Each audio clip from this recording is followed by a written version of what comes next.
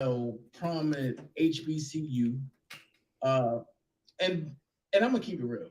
Okay. HBCU mean historic Black college university. That's I just want correct. you to know. Yes, sir. But there's some HBCU players who didn't get accepted into the NFL combine. But what was the point of the HBCU combine? Okay. From what I'm gathering, um, I'm thinking it's more so along the lines of it being an environment where they would be able to get the NFL recruiters at a particular location to look at all these players. Um, there was only 4 that was invited to the combine itself, which I'm still a little agitated behind that. You said Um, 4? 4, I'm 4, looking at 6. 6. Let me see here. You might be Number right. number 21 from University of Arkansas Pine Bluff, a quarterback from South Carolina State. Right. Uh, I know that's not true. Number 5 from the Rattlers, from a Florida A&M. Number 14 from South Carolina State, which is the wide receiver. Right. Number 18, whoever the green, yellow, and white team is. Green. That's green. That's Norfolk State. Okay, this is number 18 from Norfolk. Mm-hmm. 5, because 45 from Jackson State, we all know that's Big Houston. We all know that's Big Hugh. And it's crazy because when I'm looking at it, and it says top 10 HBCU players to enter the 2022 NFL draft, let's debate. Well, we can't debate because it's not 10. Right. And I know for a fact this year alone, it should be at least 40 going into the combine. I won't disagree with you on that. I will say we still got a little tomfoolery going on out here. I'm just gonna keep it honest. There's a lot of athletes that I personally feel should be there that might not or did not get invited, which for the life of me, I don't understand. There's a lot of opportunities there for players to um, have an opportunity to make a team. It's kind of like the young man that oh my goodness, this kid was over at North Carolina A&T last year. He got drafted by my Broncos. He was a free agent that got picked up by the Broncos last year, and he ended up not making the team. So you had, I think it was Surtain and this young man, both were corners that ended up going to the Broncos. And I'm like, man, them two out there on the field together, that's magic. I mean, we still couldn't cover a cold last season anyway with having Surtain out there on the field. Surtain, having him out there on the field. And, you know, like one of the guys was saying here that, you know, they'll see some players that get signed outside the draft on a supplemental draft. And I'm like, that's great. But how many of these young men out here have been looking forward to hearing their names being called when it's that time, you know, the day of the draft? I mean, come on, man. What let me ask you this. What was your favorite sport when you was growing up? Football. Football. Okay. So many of us and no. Go ahead. No. What you about to say? Basketball. Okay. Basketball was my favorite sport until I got in trouble for fighting. Then I loved to play football. I'm gonna be honest with you. They had to give you a little more structure. Right. Don't feel, huh? Because see, football is the only girlfriend that I ever loved, but it never cheated on me, and I can get as violent as I want and not go to jail. Right. That's right. And I did high level for 29 years. Hey, all I'm telling you is this: it's like this. You got all of these young men that, and like I'm gonna use the basketball analogy, who wanted to be drafted, you know, by the NBA. And we already know it's 12 spots on the team, 15 deep, where you got 3 for your, was that 2 for your reserves, and then you got the locker room guy, right? Right. And think about all of the young men that had to go a different direction in order for them to have the opportunity just to play. I.e., we use the youngest ball kid. And matter of fact, hold on, not the youngest. We use the middle ball son, in which not Lonzo, I think it's LaMelo or LiAngelo. No, LiAngelo. I'm sorry, LiAngelo. I'm sorry. Melo is in Carolina. But looking at it from the standpoint of this young man has been busting his hump to get over the mountaintop for him to have an opportunity to play in the NBA. And still, for some strange reason, after being blackballed. Right. And still, for some reason, he can't get that playing time. And I'm trying to understand, like, why? What is it about this young man that he can't get the playing time? Or he can't land on somebody's team? Let me help you with that. Okay. It's not that his talent is not letting him play. It goes back to what happened in China. Okay.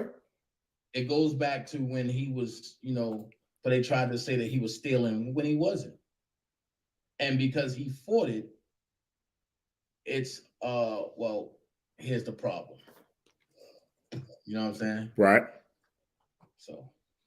Okay. So with all of that being said, I'm looking at all of these young men right now that have bust their humps in order for them to have this opportunity. And again, they're being shunned by these other schools.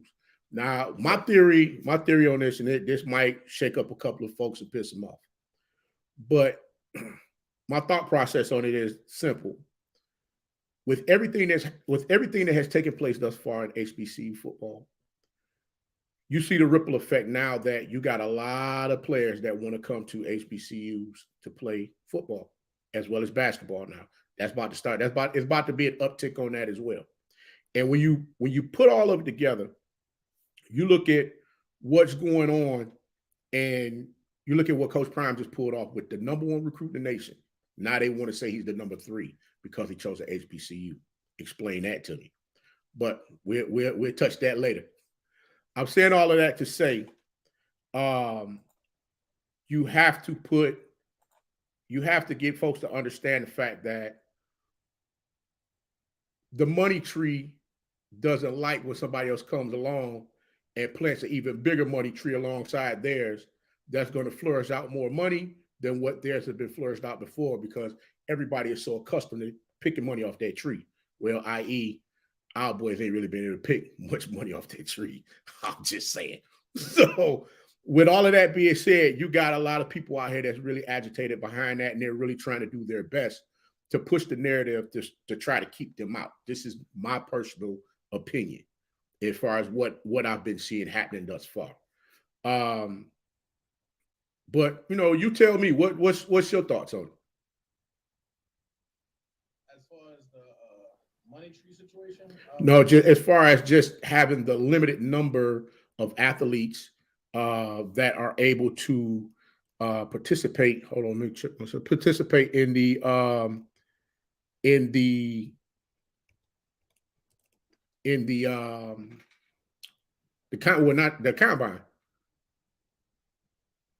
Honestly, I think it's trash because I think everybody should have a right to participate in the combine. Right.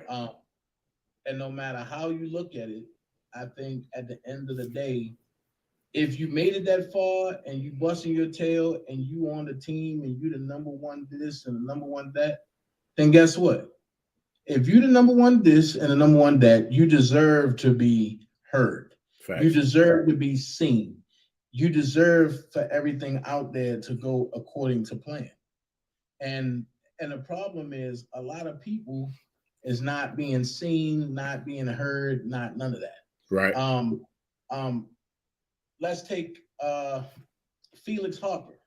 Trigger man. Right. I don't think he's one of the ones that's actually going to the combine, and I believe that he needs to be there. Okay. I got one for you too. Jawan Pooty Carter. Norfolk State University. Yeah. Oh, he definitely deserved to be there. Oh yeah. Now I say is, and this young man here, he's really dear to me. I actually got to watch him play this year over there with with Felix Triggerman Harper, Stafford Anderson. Great young man, running back for Alcorn State University. He's another one. Great athlete. Ezra Gray over at Alabama State. Who is it? Jerry Gardner over at Mississippi Valley State. There's a lot of athletes out there that are being, to me personally, being overlooked. I want to say Keontae Hampton. Make sure I got that correct. Over at Jackson State. He's another one. Oh, yeah. Well, he's staying, ain't he? Huh? Is it Keontae Hampton? I get them H's mixed up. I think it's Keontae Hampton. I think it is Hampton that should be going. As Houston. It's Houston and hold on, I'm about to double check. You know me, I got to double check. Hold on, put that back up there. I'll go to this screen instead. I like to make sure my facts is on point. Because I don't be saying that, hey man, you said blah blah blah. No. You talking about Keith Corbin the third? He's another good one as well. That's why I say a lot of these kids, a lot of these young men are being overlooked. And I'm just like, hey man.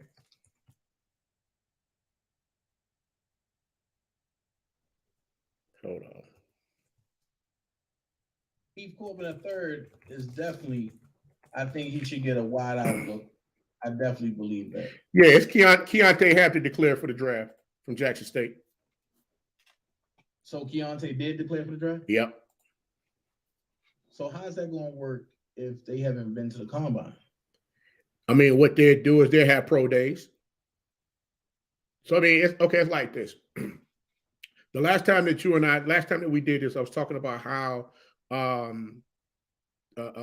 USA Football and NFL, they combined together to do the clinics for everybody to get acclimated as far as the different trainings and things that they wanted us to do on a youth level, going all the way up to high school and into college. So what they did is during that weekend, they would have the combine going on that same weekend in Indianapolis. So, excuse me, with that being said, what's going to happen is they'll have their pro days at their local college or at a particular location and go out there and showcase what they can do. And see and let it, let things lay the way they need to lay, which is what everybody's looking for to happen. But like Coach Prime said, I'm like, what is it going to hurt you to have an additional, what is it? What do you say? Two players per team, something to that aspect, come to the actual combine itself. I'm like, you got all the people out there with all them stopwatches and whatever have you. I'm like, you just got to add a couple more lines onto your Excel spreadsheet there that you marking off as far as with times or whatever have you. I'm like, come on, man, let's really get into this and see what these kids can do. Because, I mean, if we really want to nitpick here, I mean, we can go down the line and look at some of these players that's actually having an opportunity to go that shouldn't be there. You try to take me there tonight. You try to take me there tonight. I'm trying to stay neutral, dog. You try to take me there tonight. Cut that out, man. And here we I'm trying to stay neutral, dog. Come on, man. Hey, my folks know Coach like to keep the positive vibes, baby. We got to keep the positive vibes, dog. Come on. It's all positive, man. It's all positive. And everybody looking like, why Dana zipping up his jacket? We're going to talk about my school. Yeah, come on with it. Come on with it. And I'm going to send a direct message. Oh. I'm going to send a direct message to the boosters. What you got? But that's coming up. Wait. I tell you must have saw the video. Because you just said boosters. I take it you must have seen the video that I put up a couple of days ago. No, I didn't. I didn't get the binge watch it. Okay. All right. So you spoke on the boosters of Baltimore? I threw it in there a little bit. But we'll get to that part when we get to that part. We'll get to that part. Yeah, we'll definitely get there. Cause hey, matter of fact, while I'm thinking about it, let me shout out my good friend right now, Savion Wickerson. Sariat Wilkinson over. He transferred from Delaware State. He's now over at West Virginia University, running back over there. Great young man. I just talked to him on my way in here, trying to get on with you as well as my middle son, Justin. I hope he's having a good evening. I had to get some business situated with him, finally getting things together on where he's going to take his talents to go play collegiate football. So we're trying to work a lot of different things out, man. I got multiple hats going on right now. So, we shaking and baking, bro.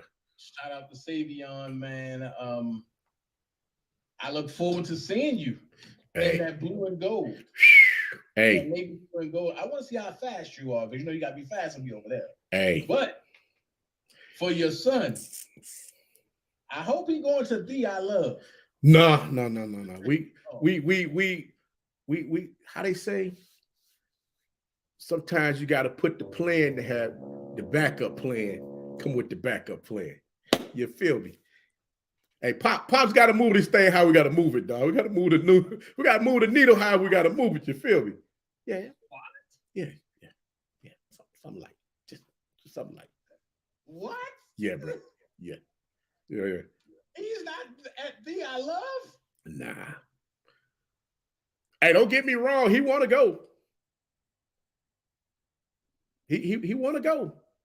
Hey, Dion. You can call him right now.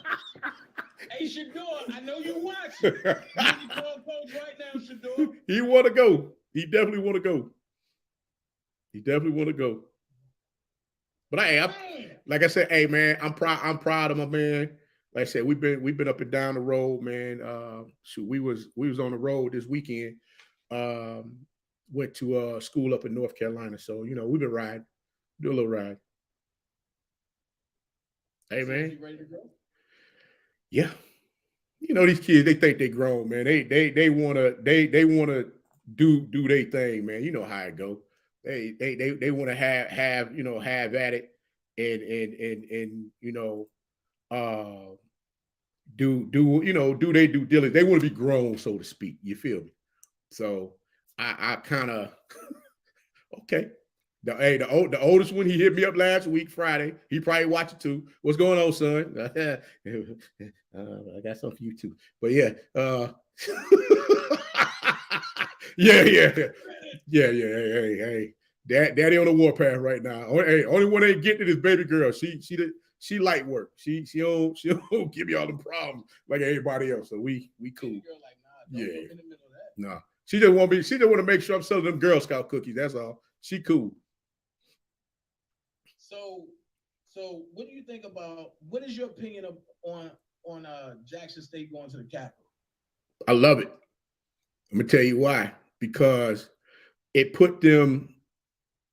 allowed Jackson State to be in the face of the people, to show them how much they appreciate them, along with the fact that you got a lot of dignitaries up there. You get to have them conversations with the dignitaries that you might have to schedule a meeting here and there, or whatever have you. You get to go ahead and have that. Remember now, we came through on our end. You rub mine, I rub yours. Let's go. So, and not to mention, man, it's good to let those young men get there and really get a chance to be around the people, for the people to really enjoy them as far as what they were able to accomplish last year, and just let them know, hey, look, none of this is possible without them. So that's basically my standpoint. I kind of felt that. I liked exactly how that all went down. I'm waiting to find out what they're gonna do about the stadium. Now that's gonna be something to really hear what's going down with that. Because once that pop off, boy, oof, that's gonna be serious. They're going to be redoing it this year, right? I don't know. They haven't really given a definitive time as far as when they're going to break ground or when everything is going to get popping with that. So we'll definitely have to wait and see how that goes, and then let the needle move the way it need to move. I say it's only right, but if you give Dion a dome, I don't think they'll kick that kind of money out for that, bro. Actually, a dome is not that expensive. I think they should. Now, I didn't say a retractable dome, but I think Jackson State need that dome. Hey, I tell you what. That dome, but they got that Deion Sanders emblem on it on both sides, and like the kind that was on his tennis shoe. He need that Deion Sanders on both sides, and he need that Jackson State emblem in the middle. They're gonna donate that. That new stadium, I believe, will be named after Coach. Forgive me. They got a classic coming up this year. I'm trying to remember the name of the classic that stadium will be named after. Boy, the people of Mississippi have a fit, boy, if they name that stadium after Coach Prime and not after is it W.C. Gordon? I might be wrong. They would lose their mind if that was to happen and not, name that after him. So no, that Coach Prime got to wait his turn on that one. That's not going to go down right now. Well, no, they can give Prime the stadium and give that dignitary or that person or that old coach, you can give him the street. No, they ain't gonna happen. Or you give Dude the stadium and give Deion the street. That might be possible. One or the other have to happen. Well, Coach Prime, I would say this. I believe the people of Jackson, Mississippi would more so want Coach Prime to bring in a couple of Celebration Bowl championships. Then they'll gladly probably name a street after him or anything else like that. We'll have to see what's going on. I got one of the guys over here talking about Coach Prime for mayor. You know what? I agree with that guy. Coach Simmons said, Coach Simmons talking about Coach Prime for mayor. I'm like, man, cut it out. Man, he need to come on the show, man. Look. We need. See, the thing is, we want to make this an integration show where the coaches come on and talk, because we talk about anything. You never know what might come up sport related. That's true. You know what I'm saying? Because last time we did it, we talked about everything. Yeah, we definitely had a barbershop type theme going on with that one, where everybody was able to pop in and have conversation and dialogue as far as everything that we were discussing that evening, which was great. I had a good time with that. I mean, like I said, many of my subs. Hey guys, for all of you that's over here on the Tomorrow Leader Sports Network channel, don't forget you can check out Dana J at the Dana J Show, correct? All right, y'all can check him out at the Dana J Show as well. He talks about a lot of stuff, and if you want your petty on some of everything, he's your guy. I'm just gonna tell you that right now. But hey, he's a solid brother, man. Because y'all already know I deal with solid folks, man. He's a solid brother. He's a good dude, and definitely, man, y'all, that's something that you will want to check out. All right. So if you got a chance, check out his show. He puts up some great stuff. And shout out to everybody that's over here. It's not no if dream team. Y'all go to Tomorrow Leader Sports Network. Oh my God. And on top of that, but I have a couple friends from over Oak Cove, like Fat Boy. He coaches youth football in Florida. Right.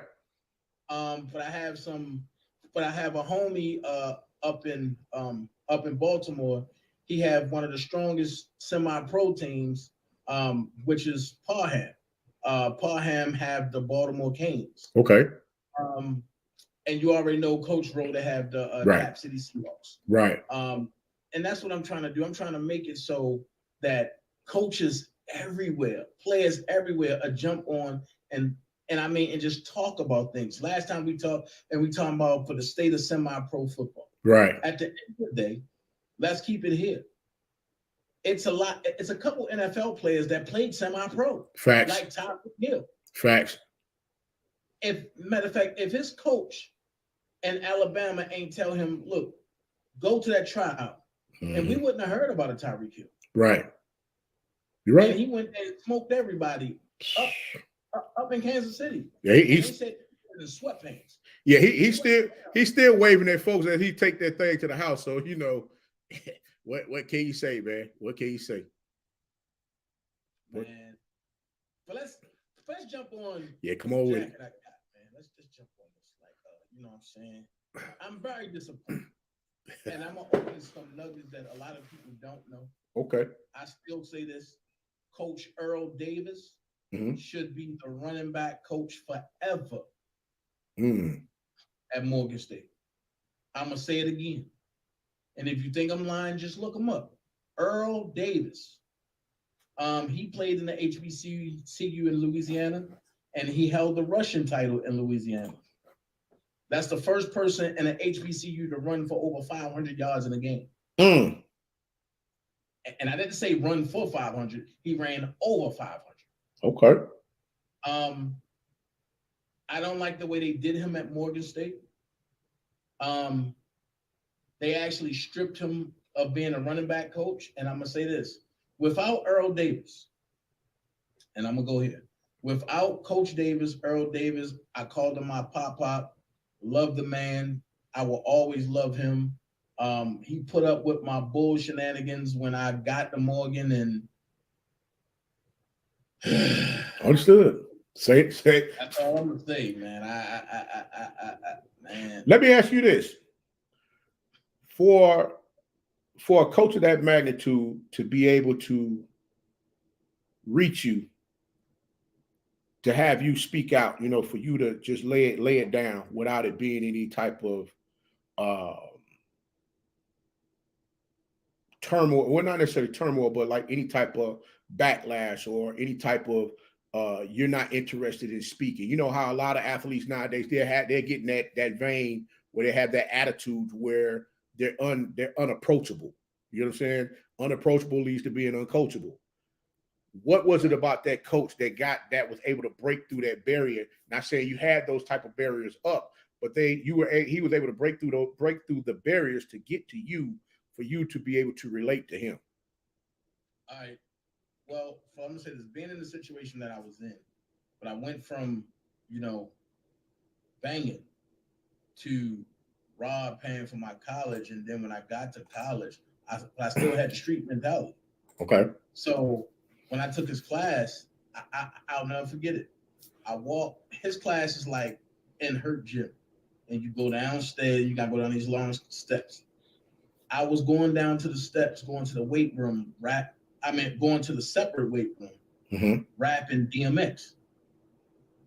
And I came through, and when I came through, what these bitches want from a nigga, and I was loud. Right. And he said, young man, mind you, I got earphones on. What these bitches want from a nigga? What? I just had my creatine in the morning, and I'm ready to go pump. Right. I'm ready to go put the line up. What these bitches want from a nigga? What? He said, young man. And I ain't him. So then he started banging on the window, because the way the window is, and the way his office is and behind the glass. So right. He banged on the window lightly.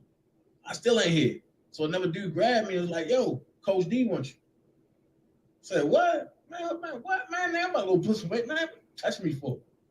Said, Coach D wants you. So I come up there. I'm like this. Coach D said. So I took the earphones off. And he said, hi, I'm Coach D. I said, how you doing, Coach D? He said, my real name is Coach Davis. I'm the running back coach here at Morgan State University. Right. I'm like, yes, what's up? But I'm coming back to play DN and outside linebacker. He said, give me 25. I look, what? And in the back of my mind, I'm like, who the hell is this guy? He said, give me 25. Cool. I'm knocking out 25, no problem. Boom, boom, boom, boom. But I get up, but I said, did I do something wrong? He said, look at the wall. I looked at the wall, and he said, slap the wall hard. I'm slapping the wall. Bow, bow. And my hand turning red. He said, now say the B word again. And I'm slapping the wall, and I'm like, you bitch. He said, give me 25. When I'm sitting back, and before I'm catching on, at this time, I'm already at 150 and my arms hurting. He said, slap the wall again. Get real mad. And he said, cuss again. And I stopped and I said, wait a minute. The wall is not responding back to me.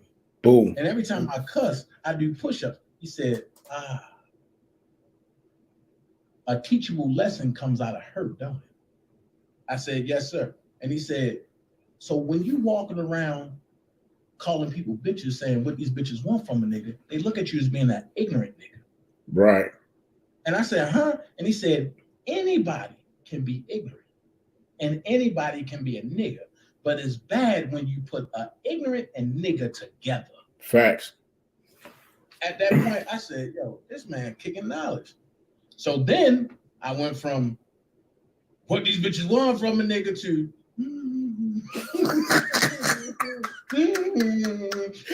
right. So then it's like when I got on the field, it was like people saw what I was doing because I actually walked on. But I didn't get a scholarship.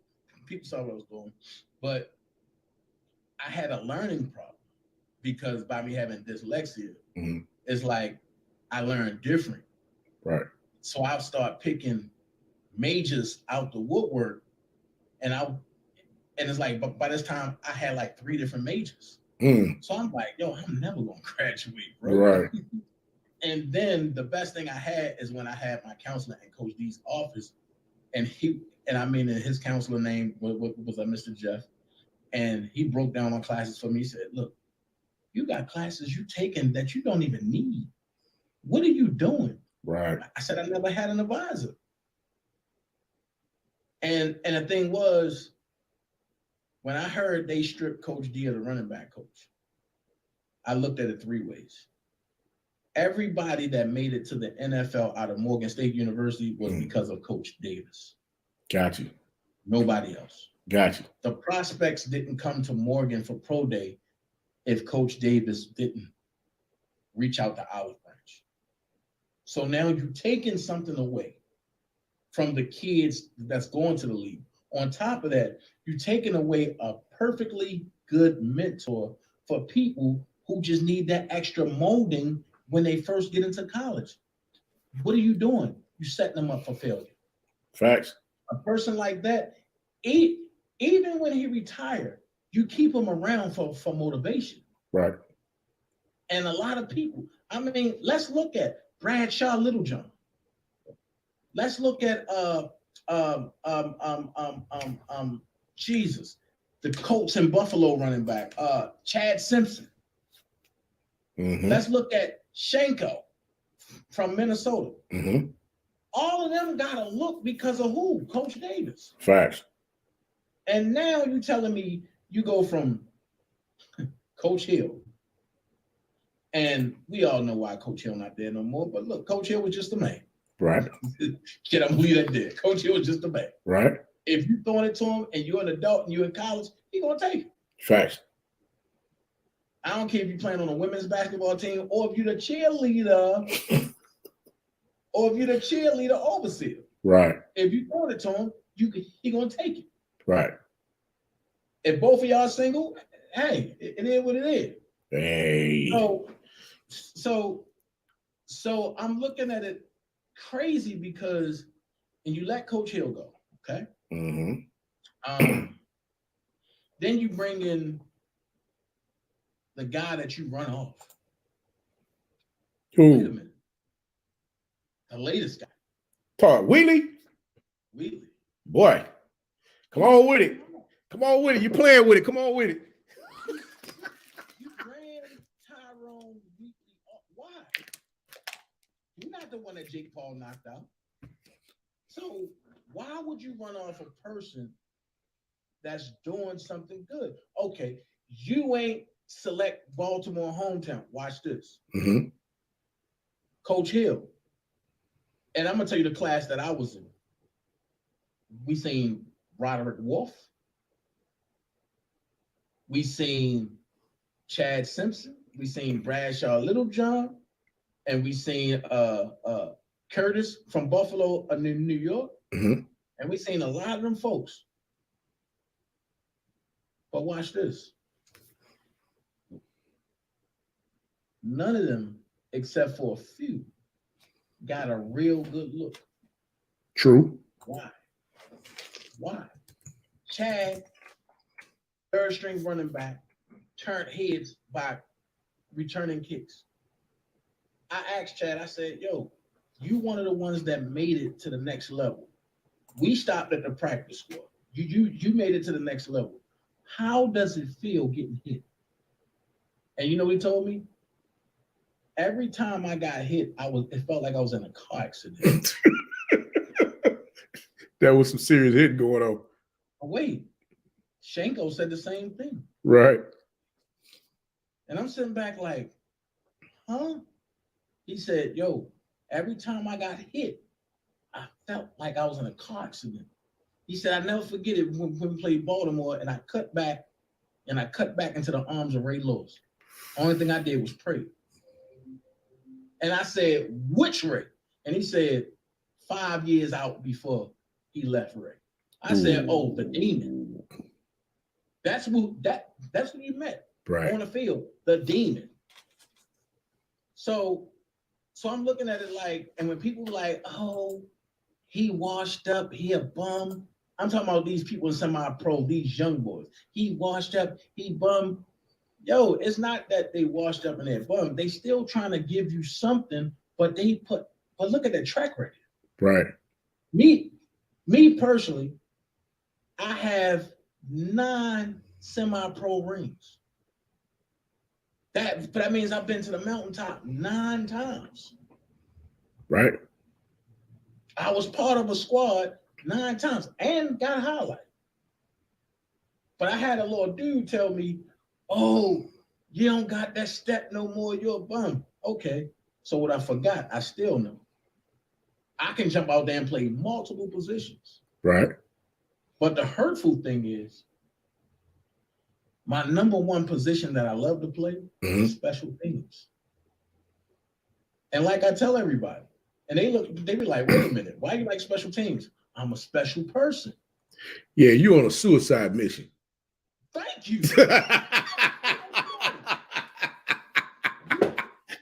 you on a suicide mission. You have to be semi-retarded to play special teams. Gotcha. I mean, coach, am I lying? No. It takes a special kind of person to do that one. I'm going to tell you why. Because when the ball is kicked off, right? Right. You're setting everybody up. Right. And the way I used to do it is once the ball kicked, I would take one skip step and fake like I'm walking. And I will run away from the play. That way, when you come back, I'm peeling your tail right. Facts. It's like in my truck. Facts. That's why I'm pissed, because they saying you can't crack back no more. Why? No. That's football. You got to extend your hands out first. When you coming down the field at them, when you coming down the field at them now, it's like you have to be facing. So when you facing, as you coming up, as you running towards them, you have to extend your hands out, letting them know that because I'm not gonna lie to you, I used to love it myself. I would love to decleat somebody every opportunity that I had. Crackbacks, side backs, smack backs, whatever back you want to put back there, I'm cracking them. Just because I say, hey, I'll pick me one out there on the field, letting them know I'm coming to get you. And that's just how it went. That's just how it went. I'm gonna go ahead and I'm gonna say this. On the crackback, that's a perfect setup. But I'm gonna tell you, I'll never forget it. Semi-pro, I was playing for the Maryland Phantoms. Mm-hmm. And we played this team. Shout out to Coach Robinson and the Phoenix. And their star player, I'll never forget, he's 6'8", 312, was talking mad trash. Yeah, I'm going to rape this. I'm going to do this. I'm going to do this. My whole team getting upset. I came on the field. I said, I'm going to put him in a dirty basement, and I'm going to duct tape him, and I'm going to rape him. And everybody said, huh? I said, and it starts on kickoff. He won't be back. Everybody like, wait a minute, Dana, what you talking about? They kicked the ball off to us. I ran around the whole play, a full 360. And he came down talking, what up, wow. And then I spun when I hit him, because we both collided. Right. I spun back, I did the Batiste. I did the Batista. I did a Booker T spinneroo, and I came up and threw the hand across. Coach Robinson said, "What you do to my boy?" He tried to stand up, collapsed, and started throwing up sleep. At that point, I said it. I said, you don't talk trash to no team that I'm on because I solely want you. I don't care about nobody else. Right. I didn't care if I got thrown out the game. My mission was when you said you're going to rate my quarterback, Ooh. nigga, you got to come down to duct tape and dirty basement street. Understood. And I learned that from none other than the animal, Uncle Jerry. Mm. And he made sure, and before every game, and we said the animal prayer. And everybody was like, huh? What is an animal prayer? A prayer that you don't mind if you don't come back normal. Right. And you don't mind if you don't come back normal. So it's like, I was like the hype man. Because when I got on the field, everybody suit up immediately, and we pray. And then we hit that dear Lord, the battles we fight. Right. You know what I mean? And we hit that immediately. And then if I really felt funky, give me 2 claps and a Ric Flair. Woo! Oh. And then from there, I'm done. and from there, I'm a limousine ride, jet ride, and everybody like, day to go. He's done. So you was literally checked in at that time. Right. Okay. So then it was like, when I got to Georgia, I started playing for this team, but that's no longer around. And they was kind of dry a little bit. Not the Broncos. Yeah. Yeah. Oh man! Shout out to James Montgomery.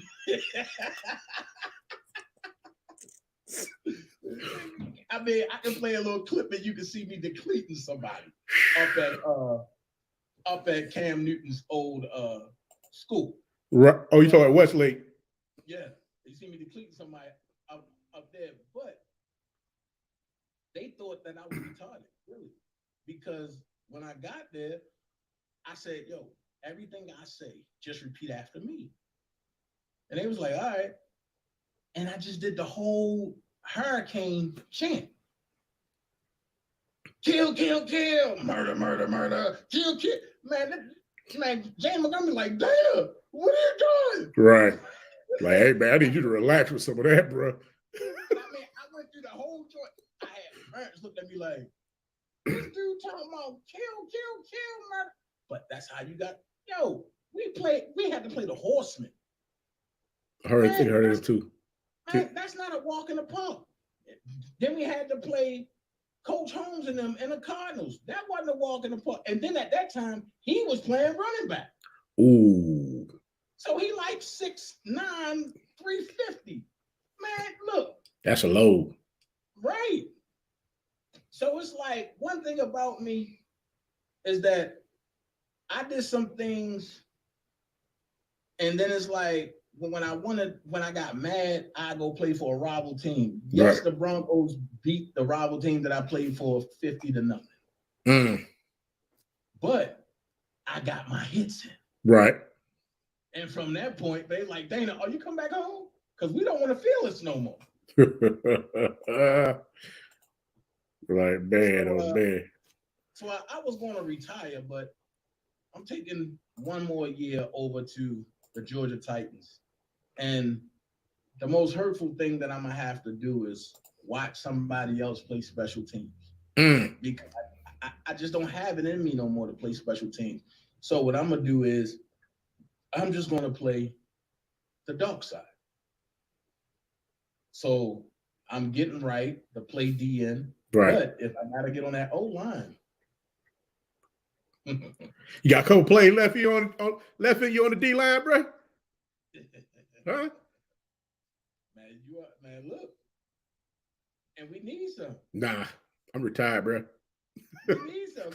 I'm fully retired. No. After this year, I'm going to fully be retired. Nah. But I'm definitely getting out there. I'm just not built that way no more. So what I'm going to do is I'm going to give them two plays. I'm going to give them two plays. I'm going to give them 2 plays every time it's time for us to go out. So hold on. Both sides of the ball. Hold on. J-Rock said when he was trying out for the basketball team, we had to run suicides, and I still get sick thinking about all of that running. Oh, wait. Coach Simmons said we had a boy that started singing "Swing Low, Sweet Chariot" before goal line plays at North Texas. Scared the crap out of me. I was like, bro. See, when you start singing hymns like that, it's, hey, coach, come get this helmet, dog. Come get this helmet, dog. We ain't got time for this, bro. Come get this helmet. No. I'm gonna tell you some crazy stuff what I did, bro. I'm gonna just tell you, I'm not a racist. I want you to know that, right? I'm not a racist. So before I say it, everybody were like, yo, but when I played for the Phantoms, right? Right. And when I came and played for the Broncos, right in the 20, I line up on defense, right? And I say, days never ending, master got me working. One day, master going to set me free. And everybody looking like, what's going on? But as soon as the ball go, I'm gone. Right. Two things. I got you mesmerized that I'm coming by singing a song. And the next thing is you freed me up to hurt your quarterback. Facts. My whole goal is in football, I have no friends. Facts. So I'm not going to help you up off the ground. No, Facts. I'm going to hit you until you don't come back. That's right. And see, and now this is what I mean. People talk all this crazy stuff. Oh, yo, I do this. But on the football field, you're friendly. Yeah, can't be friendly out there. Man, look, I wish football go back to the old days of Steve Atwater, Dick Buckus, Deacon Jones. I'm still trying to figure out how that man got a hand, and he will slap your head. I'm sorry, Dana, but that won't happen. We got too many pansies out here playing this game nowadays, and it just ain't. It's not gonna go back to that anymore. Not to mention, times have changed, and you got people out here now that if they get hit a particular way, they're ready to go to their car after the game is over with. So it is what it is. One of the guys said, "You don't want that," but no. But everybody want the highlight of running somebody over, but nobody want that highlight of being hit. True, that's very true. And I ain't gonna lie, I've been on the receiving end of both. It's not until you really get ran over that you can say that'll never happen again. Right, that's right. I had that happen to me once. I hit the leading receiver on a crossing route and stood over. Told myself, I bet you won't come back this way again. And before I looked up, his running back boy caught me from the side, boy, depleted me right there in practice. I was like, ooh, we on that type of time. I got to keep my head on the swivel. I got you. And that happened when I was over at Morris Brown. So I was like, nah, we know what time it is now. I said, welcome to college. Welcome to college. I was playing semi-pro, and we played this team called the Saints.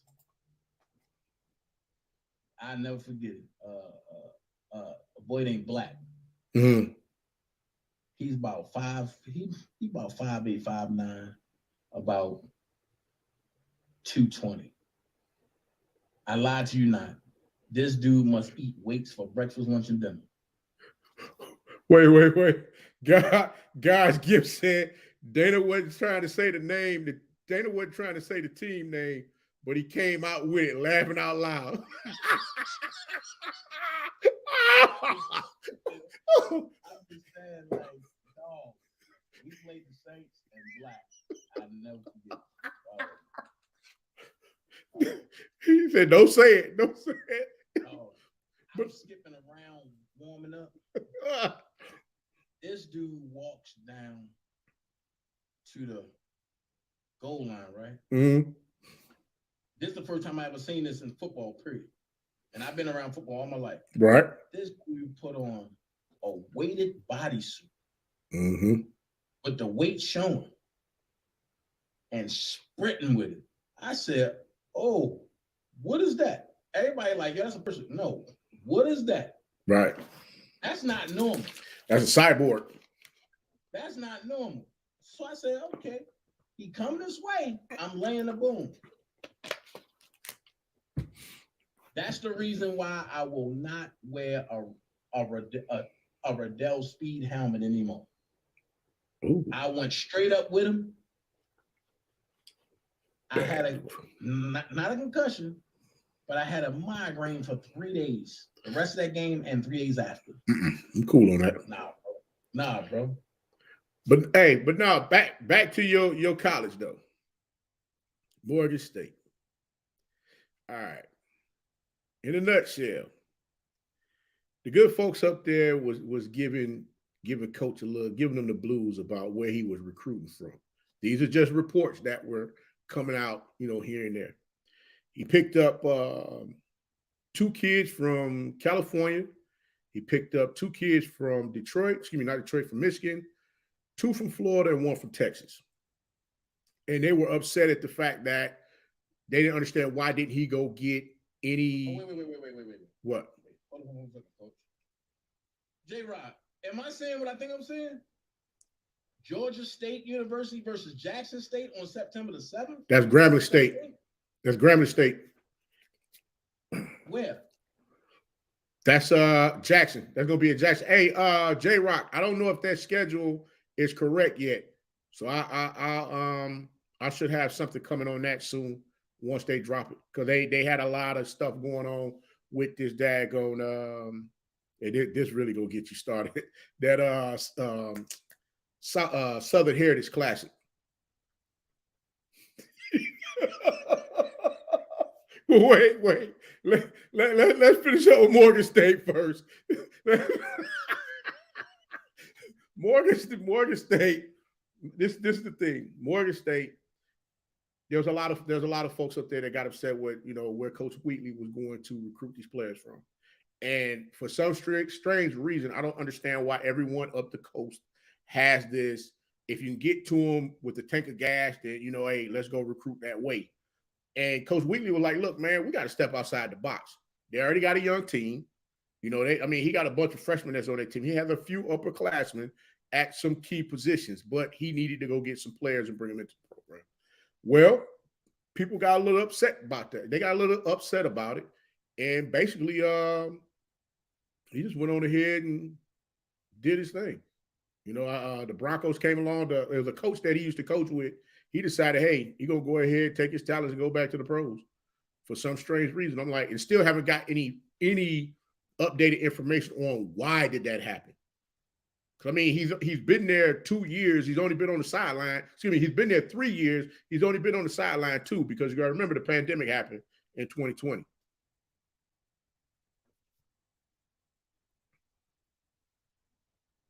Okay, J-Rock, that'll work.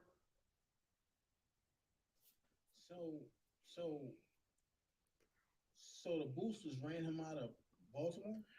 I'm not going to say that the boosters ran him out, but there was a lot of people that was pissed off at the fact that they went, 3-9 this year? Was that in 2019, they went 2-9. I believe this year they went 3-9. But, he didn't have any pieces. Like, everybody – see, this is the thing. All of the teams – He hasn't been on the schedule ever since 2013. Y'all, hey, Morgan State used to keep top-tier players coming into the program. Y'all had 2 coaches there with – huh? That's because of Coach Davis. Y'all had 2 coaches that was previously was it Coach Hill and Coach not Coach Hill, Coach Hunt? Am I saying that right? I'm trying to remember his name right off. But y'all had 2 coaches that were there that really built that program up like back to back as far as what was going on with them setting up everything for you guys to have the players that you needed to compete. No. Are you talking about Coach Hill and Coach Hunt? No. What? No, I'm not letting that get away. No. Okay. Coach Hill's success came from Coach Davis. Coach Davis was nothing but the running back coach. But he would go do the recruiting and he would go get the players there. And Coach Davis had Florida on lock. The Florida boys love Coach Davis. And after they did what they did to him, you seen Morgan going downhill. Yeah, because I'm still trying to understand like what in the world is going on. But the crazy thing is, y'all got a lineman that just came over there to that school, Wendell Wowo Mo. Great young man out of Long Beach Poly High School. When I say monster, this kid gonna bring the pain. He plays with a different matter of fact. He plays the way you were singing the DMX song going into the weight room. That's how he blacks out there on the field. Wendell Wowo Mo. They call him Wowo. Samoan kid, yeah. I wouldn't want to line up over somebody named Wowo. Hey, bro, he come with it. He come with it. Hold on, I got a question. Why did not give Davis a shot at head coach? Christopher, who you talking about for Morgan State?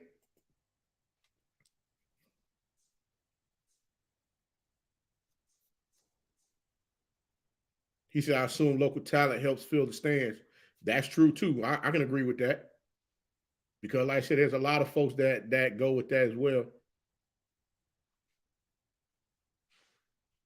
I'm about to text Coach D right now. Hold on. Okay, he talking from Morgan State. He wanted to know why didn't they give Coach Davis a shot at head coach over there? I want to know the same thing. Coach Davis deserved it. So that's why I said it's a lot of folks that really don't. Like I said, man, I mean, right now, with the climate of how everything is going right now, it's kind of crazy, man, because you don't really know which direction everything is going to go. You get what I'm saying? So it's like you're trying to figure out, you know, is the wave going to be bringing in an NFL coach for them to come and lead this team, or what exactly is it that they're looking to do? Because like I said, right now, man, I don't know. I'm really trying to figure this out. Because like I said, you got Coach Hugh Jackson over at Grambling. You got Coach Prime over at Jackson State. You got Coach Bubba McDowell at PV Prairie View. So, you know, now you got you're trying to figure out who's going to fill the vacant spot over at Morgan State. That's going to be interesting to see as well. I would love to see Coach Davis. I don't care what nobody say. I would love to see Coach Davis over there. I mean, hey, you know, anything's possible. It's just a matter of if they're willing to take a chance on him. Like I had a buddy of mine, Coach Simmons. He's in here right now. He had mentioned to me earlier today about what about Eric Bieniemy? And I'm like, as I explained it to him, I said, you got to look at a lot of these coaches who may be considering wanting to go coach at you want them to come coach at an HBCU. How long do you think they're going to last at an HBCU? At the first opportunity they get to go coach or get a head coach position in the pros, if that's something that they really want to do. I mean, why would you really want to invest any time into that? I'm going to be honest with you. I don't see them really giving Eric Bieniemy a head coaching job. I see them pushing all the coaches of color out. What needs to happen is we don't need to jump on nobody else's wave, and we need to make our own wave.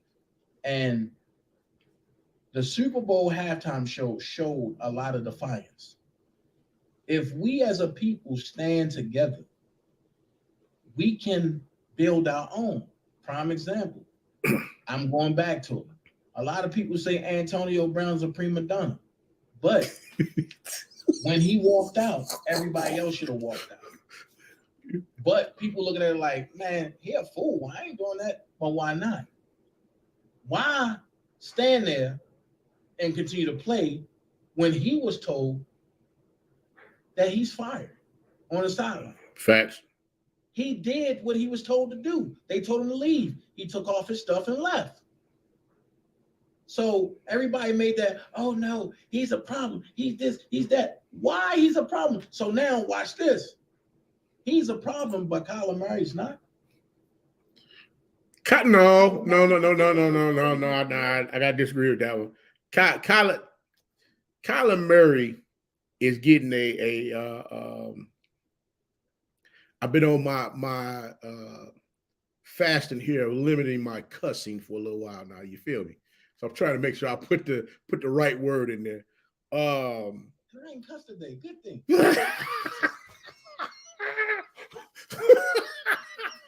Let me see. Oh man, I believe there's a smear campaign going on with this man right now, in which you got to look at it from this standpoint. Kyler Murray is getting ready to get paid, and if people are not paying attention to the fact that no one expected this young man to bring the Cardinals forward like they have been doing thus far. You got a coach out there on the sideline that don't know what's going on. He's trying to figure out everything in between. It's kind of like Ty Lue, forgive me for saying this. If this get back to you, I apologize. But it's kind of like when Ty Lue was calling timeouts in the game, and Cleveland didn't have any timeouts at that time. Or excuse me, Coach Prime, I got one for you too, in which I think Coach Prime might have made that mistake once as well, where he went to call a timeout and they didn't have any left. They had to grab him before he did it. I'm trying to remember if that actually happened or not. So Coach Prime, forgive me on that. I'm just saying, I'm just let my mind run right now. So, but I do remember Ty Lue did it in that Cleveland basketball game. I forgot who they were playing against. And I'm just sitting here really trying to figure, like, when is enough for us, man? I mean, you got the coach that's from Miami. He decided, hey, he literally blew up his career, so to speak. I'm waiting to see who's going to hire him as the next head coach with everything that he said about Miami.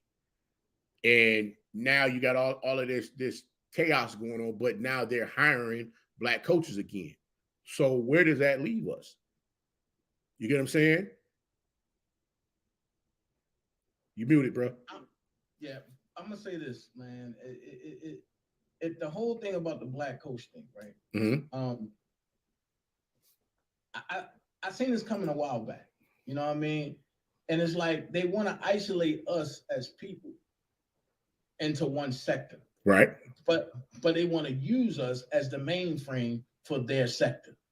Here's my thing: we should have a united front.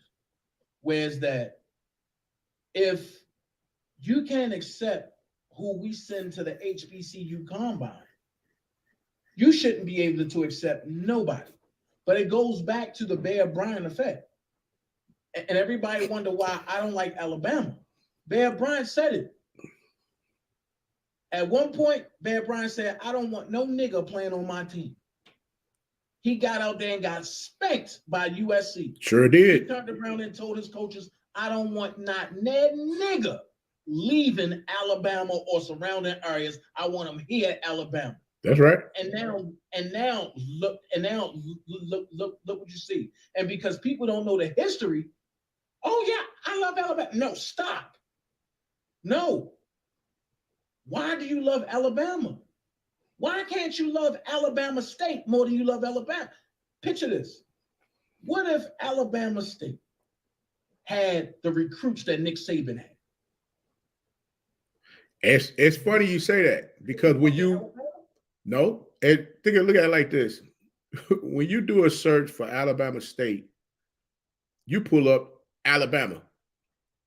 You literally have to put in there Alabama State Hornets in order for you to get information on Alabama State Hornets, which I feel is totally disrespectful.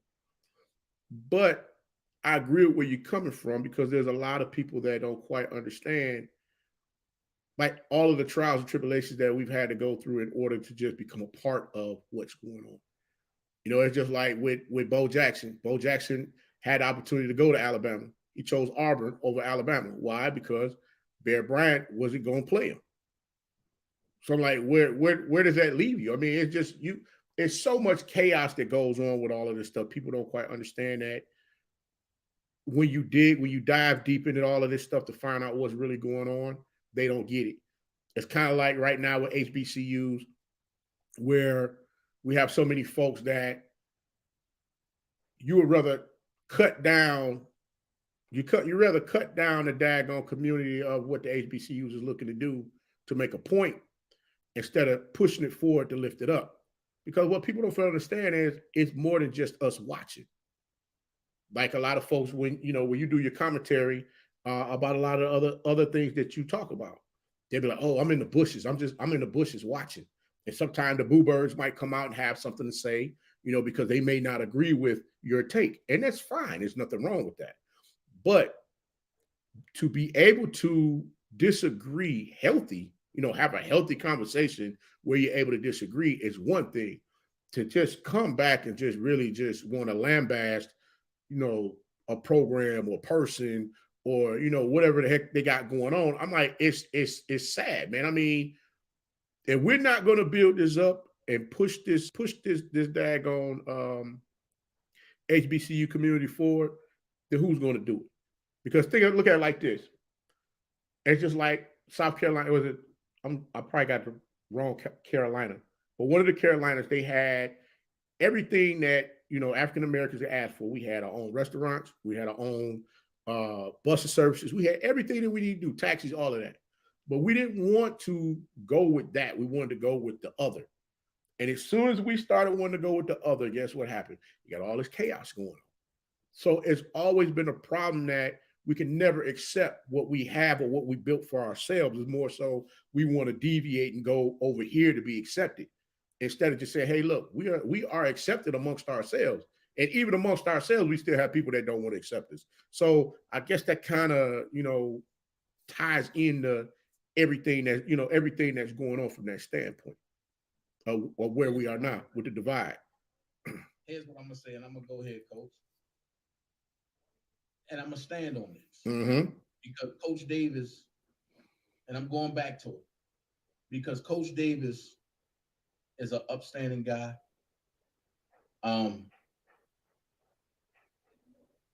You never heard nothing negative about Coach Davis. Yes, he corrected everybody when they were wrong, right? But he also praised them when they were right. If Morgan State don't do right by Coach Davis and giving him that head coaching job, they will never see another winning season. They will never see it. And I'm going to go here and I'm going to say it like this. Without Coach Davis, the spirit and the heart of Morgan is gone. I don't care who you bring in, but when you go to that football field, right? And I lied to you not, just go look at the video, don't lie. Right. When you go look at that film and the band playing, we are the best, yeah, they don't get crunk until Coach Davis' bow-legged self come out there and do that hat top. Right. When he do that hat top and they go, we are the best, it's a whole nother electricity. Coach D can even just walk out there and he'll walk, and if somebody doing something off and line, Coach D will say, hey, my man. Once that, hey, my man, everybody stop and looks at Coach D at attention.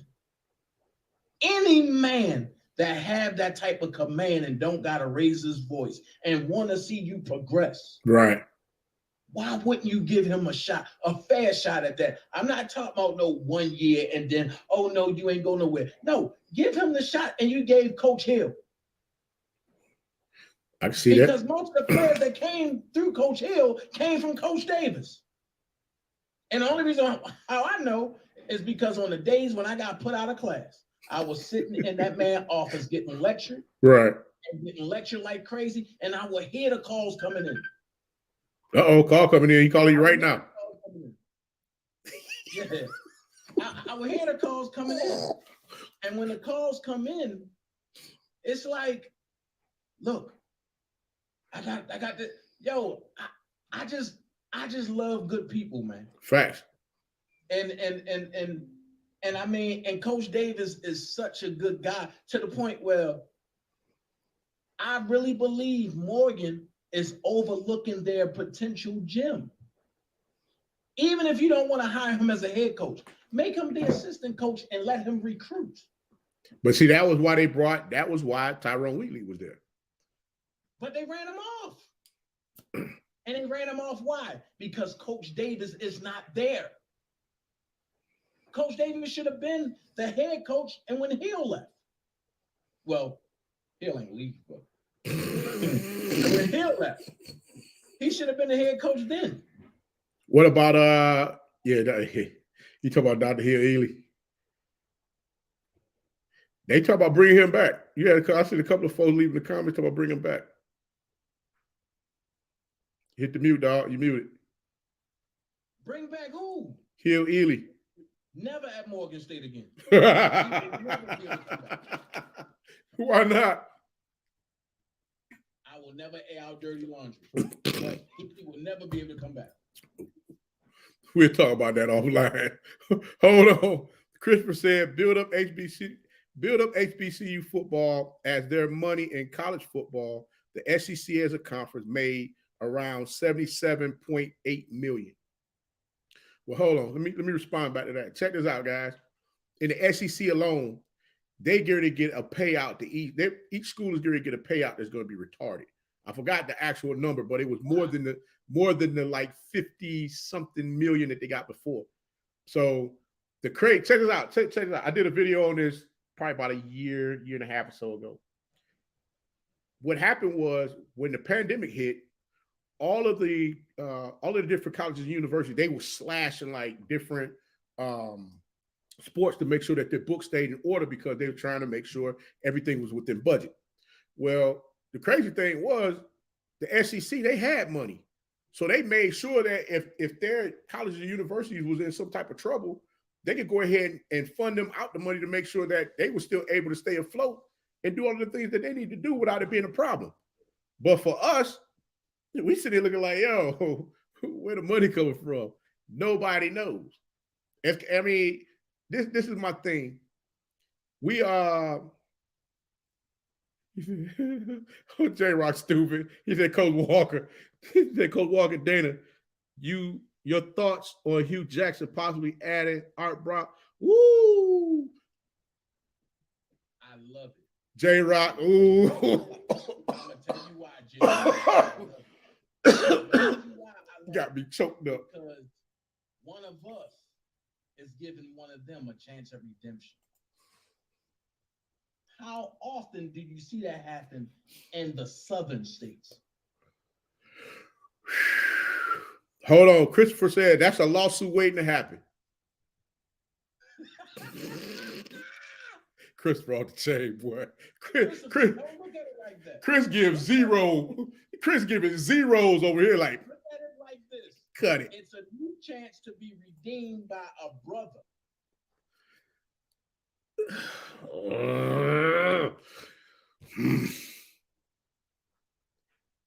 I'm not going to lie.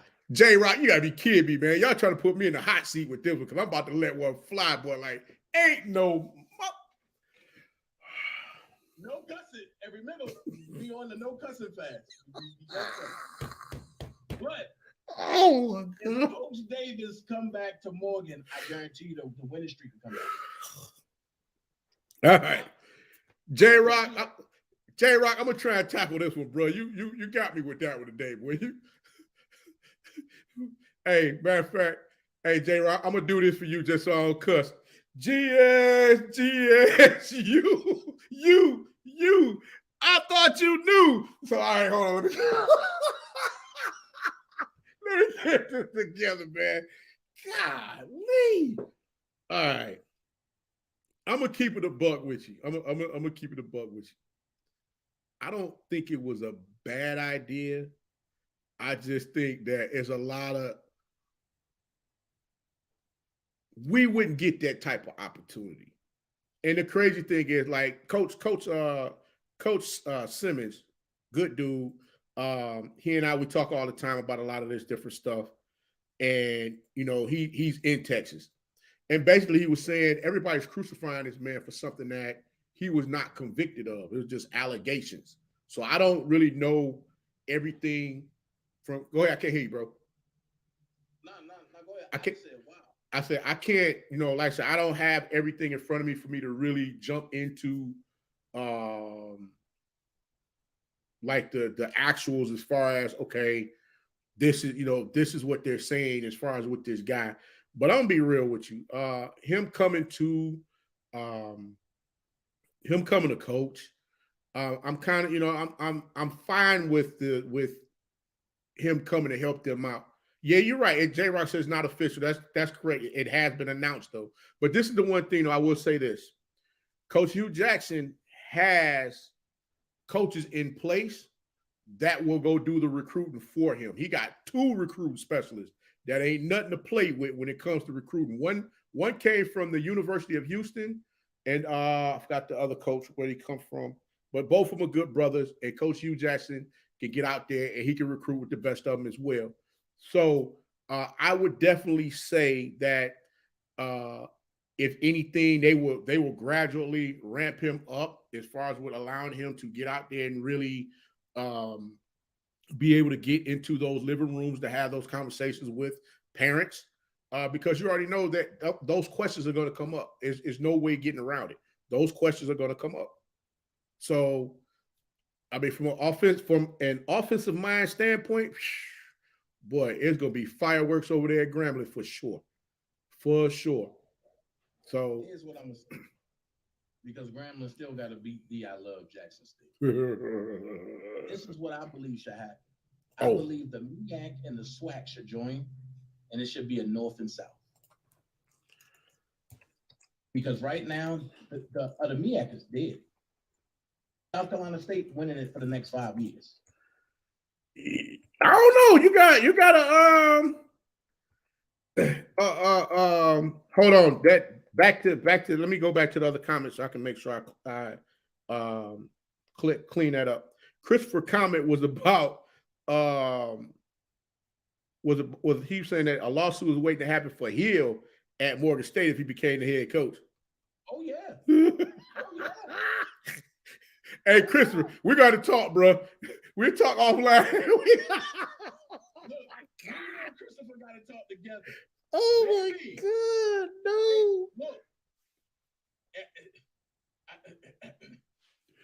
Christopher, come on, bro. You gotta be kidding me, right? Yeah, we're going to talk offline, Christopher. Real talk. I'm California don't like him. I'm gonna leave it there. Oh my God. Oh my God. Yeah, we go ahead. Christopher gonna say something, but if Christopher start laughing, you already know. We got to talk online, bro. And then hold on. Rattler Dad said there are too many teams. There would have to be 4 divisions. That's not a bad idea, Rattler Dad. When you talk about the MEAC, the MEAC and the you know what? Talk about the MEAC and the SWAC combining. I'll tell you this. I got one even better for you. Let everybody stand the way that they are. You include the CIAA and the SIAC. You have a top governing body along with all the governing bodies below for each of the different conferences, and let them go ahead and bring all that money back into those HBCU programs, all of them. So wait. Pause. Pineapples. Yes, sir. The SWAC, the MEAC, the CIAA, and what else? The SIAC. So that means everybody play each other. You put at least 2 of them on. Put at least 2 of them. Put at least 1 or 2 of them on their schedule per season. Bring the money back in house. It's too many teams to do that. So that means listen. You have a full schedule and play that one team every other year. Play them outside of your conference. You play 1 or 2 teams outside the conference. They're already doing it. They're playing other teams outside. Okay, give you a prime example. You had Miles College played Southern and Alabama State last year. Miles College is where? SIAC. Miles. If that's the case, you might as well have Compton play somebody. Hold on. I got another one for you. Bowie State. Played Delaware State. But that's normal, though. That's normal. But that used to happen back in 2013. But they used to play each other all the time. J-Rod, Tennessee State won't make that move. Huh? They just renewed their rivalry because they used to play each other all the time. Okay. But no, back to J-Rock, though. Tennessee State won't move back. They're getting too much money over there. I think they're going to the AAC conference. Tennessee State making a move to the MEAC. No, impossible. that ain't gonna happen. Not with Eddie George as the head coach. Coach Simmons says in order for that to happen, Charles McClellan would have to be Roger Goodell.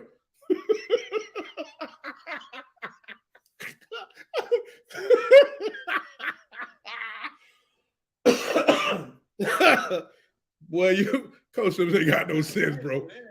Yeah, he ain't got that's my dude, man. He ain't got no sense, man.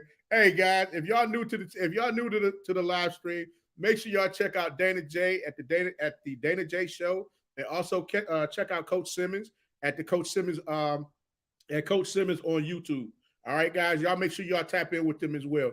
Good brothers, they doing some phenomenal stuff out here. All right, I appreciate all y'all. Thank you, man. And definitely, please go follow Tomorrow Leader Sports Network. Man, look, Coach Simmons, I don't know if you can hear me. Yeah. But if you can, how about me, you, and Coach Walker, and we all start going to these college games, because I've never been to a Jackson State game. I've always watched it on TV. I've never been. I really want to go because I want to get some paraphernalia from down there. I definitely want a Jackson State coach, but I definitely want to get some hats. I definitely want a hoodie. I know I can get us in to talk to prom. I know I can do that. That's not an issue.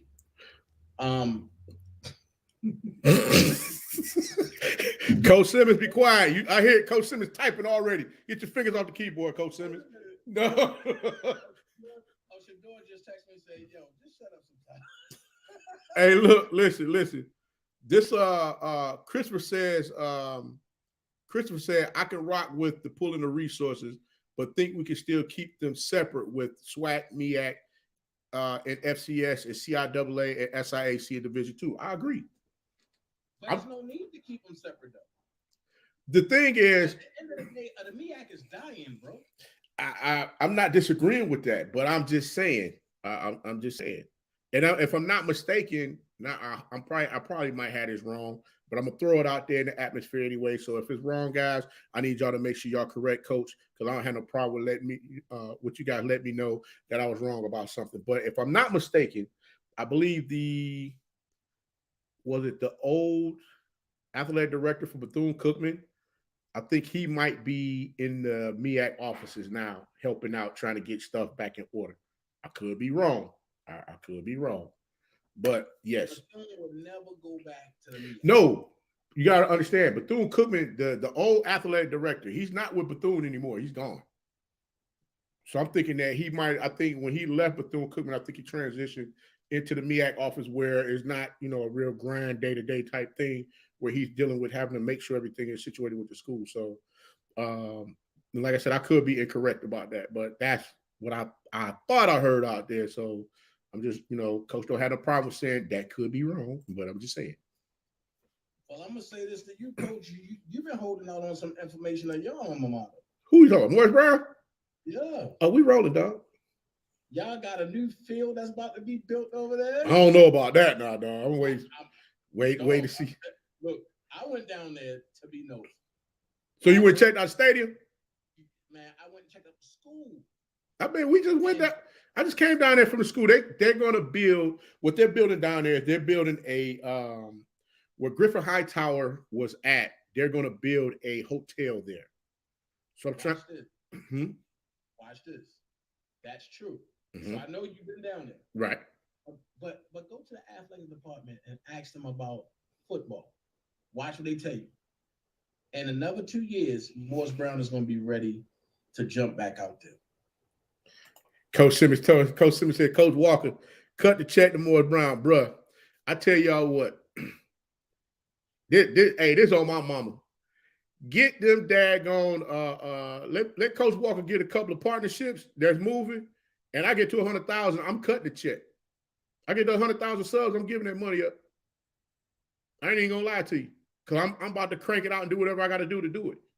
Y'all got your accreditation back now? Bro. Oh my God.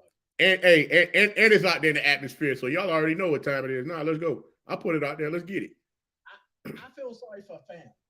And because that marching band that y'all got from Morris Brown, most of them gonna go back.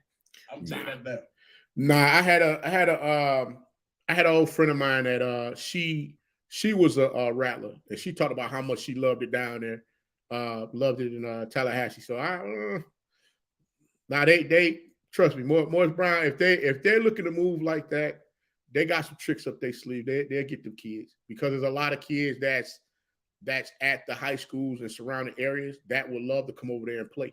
So we don't have to purge from nowhere. We'll go get what we need to get and bring it directly to us, and make it do what it do. Well, it's not purging. It's just coming back home, because when Morris Brown shut down, everybody went down to the Rattlers. Hey, Rattler Dad, you're absolutely correct. It does take a village. That's why I love my HBCU in the manner in which I do. And I ain't gonna lie to you, I get hot under the collarbone when folks get to getting greasy about that thing, because people don't understand when you gave your story about how, a coach was able to grab you and get you to understand, hey son, look, this ain't the way we need to operate. We need to move in a different direction. Coach Davis is right. Me, on the other hand, I had professors that gave a daggone about what I was doing. Miss Bennett, God rest her soul, she's no longer here. That lady taught until she was 88 years old, bro. I'm talking about she had the falsies in and everything. A couple times them bad boys on up out of there while she was talking. I had to collect, go ahead and collect them up real quick and, do a thing.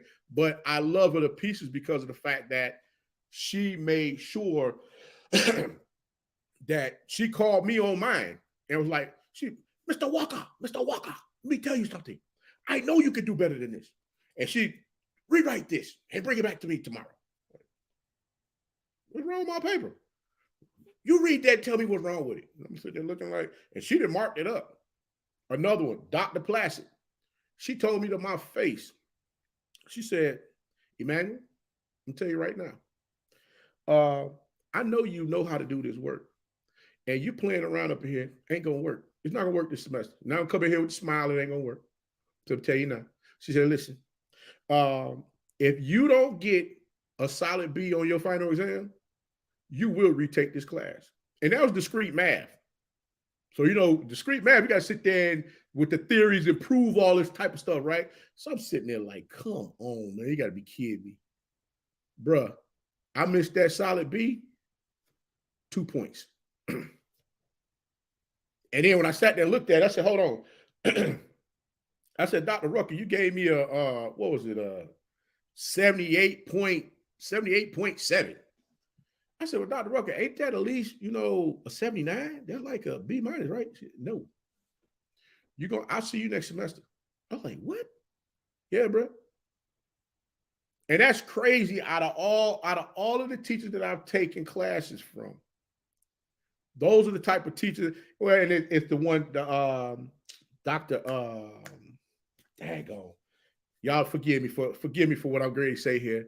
But he reminded me of what's Tina Turner's ex-husband with he had the hair, when he had the straight hair, Ike Turner.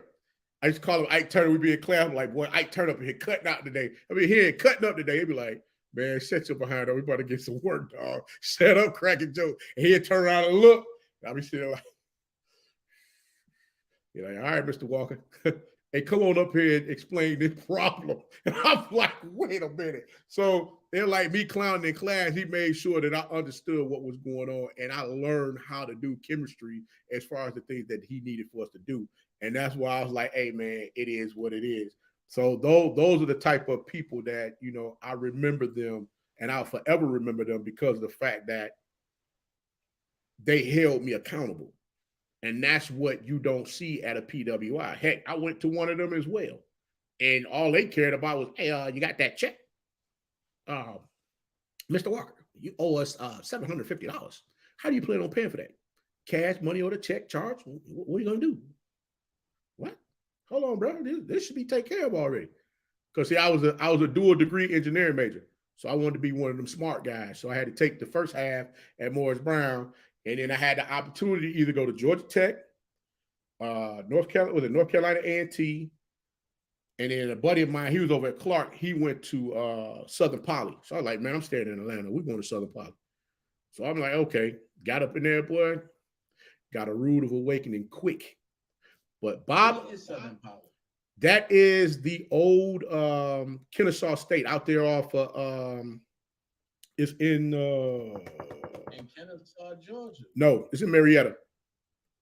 It's in Kennesaw? Marietta. Mm-hmm. That one campus is in Marietta.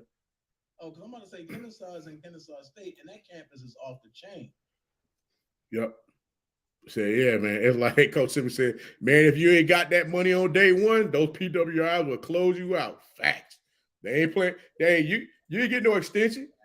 Man, I'm gonna tell you, man. Yo, I can tell you some stories about college. And Coach Davis, bro, I never forget. I had him for gym. Then I thought because that was my guy, I can come in full crack. Nah. Coach Davis said, "Now Jackson, I'm gonna tell you this.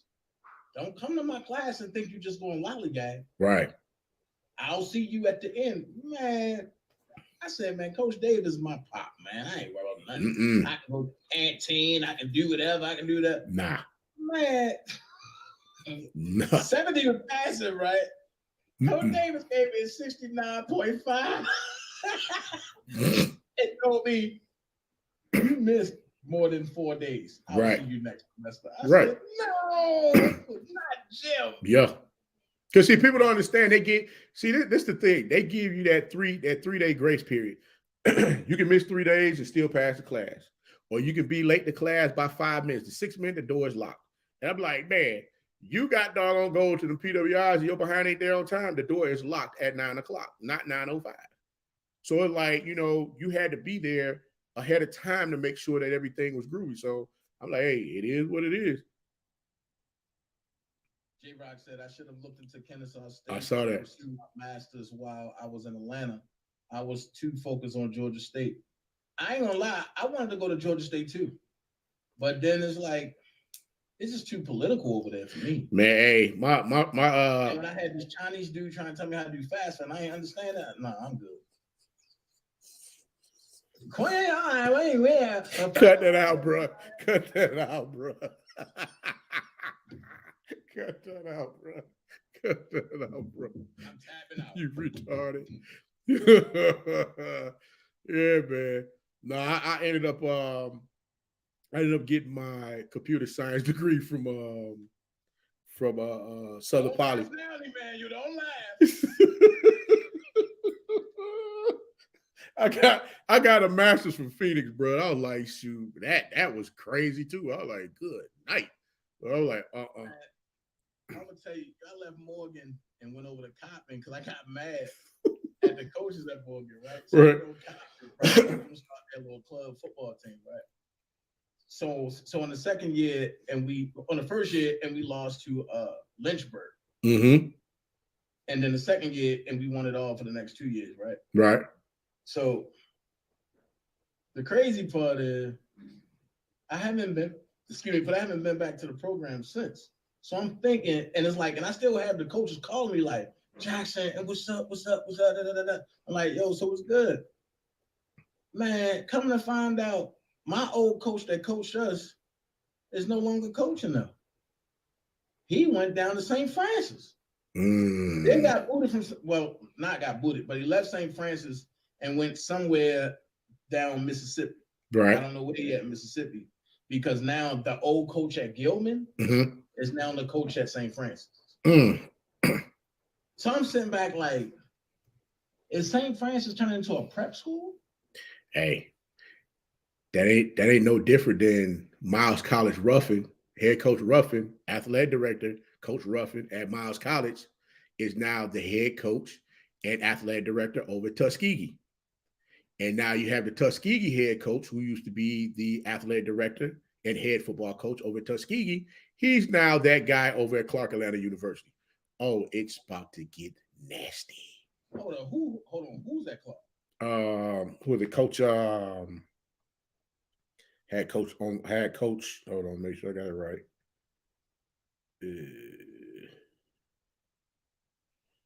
Where's it at? Because I'm going to say this while you're looking. Coach Baja. I don't know if you're looking at this, but man, you was the nicest Caucasian coach that I ever met. But you was the lioness coach ever, man. Dang, bro, call him out like that, bro. You had 17 of us come from out of town, sleep on the floor, and you told us we had a full scholarship and you only had 10 scholarships. Ooh. So I mean, just imagine how we looking, man. But one thing I will say, he made sure that we ate. You gotta give me credit for that one, though. Yeah, I gotta give him that. Coach Slater. Coach Slater said Clark? Yep. New head coach of Clark. Hold on, wait a minute. What's Coach at Clark? Huh? Wasn't what is that guy's name? He was only there for 2 years. I know who you're talking about. I did a video on him too. He was only there for 2 years. Oh, was it Tracy Ham? Or was Tracy Ham? It was a kid name. Because he played in the league, I believe, right? I'm not for certain. Hold on, let me see. Russell Hayes said, what's the difference between the Heritage Bowl and C Bowl? Always been MEAC versus SWAC. Oh, the Heritage Bowl, Celebration Bowl. There's always been MEAC versus SWAC. Which conference winning? Money. I ain't mad about the money. I mean, the money makes sense for that bowl. I mean, don't get me wrong, but I mean, you got the MEAC right now. They run the Celebration Bowl. I mean, it is what it is. They've won the last 5 times. Oh, is it? Is it five times? I know they 5-1. I'm gonna say this. For the only time the MEAC lost the Celebration Bowl, well, no, is when Grambling played Morgan, right? And Grambling beat Morgan 79-3 or something like that. Not in the Celebration Bowl. It's always been North Carolina A&T and whoever played in that game. Okay. Yeah. Nah, who that? Rattler Dash. I was in the military in North Carolina. Spent a lot of weekends on Shaw and St. Augustine. He said, I dated a girl in Georgia at Savannah State College. I never considered PWI. Hey, Rattler Dad, that Savannah State to get you in trouble, bro. I had to stay from down there. How was their football team? Who, Savannah State? Yeah. When I was in school?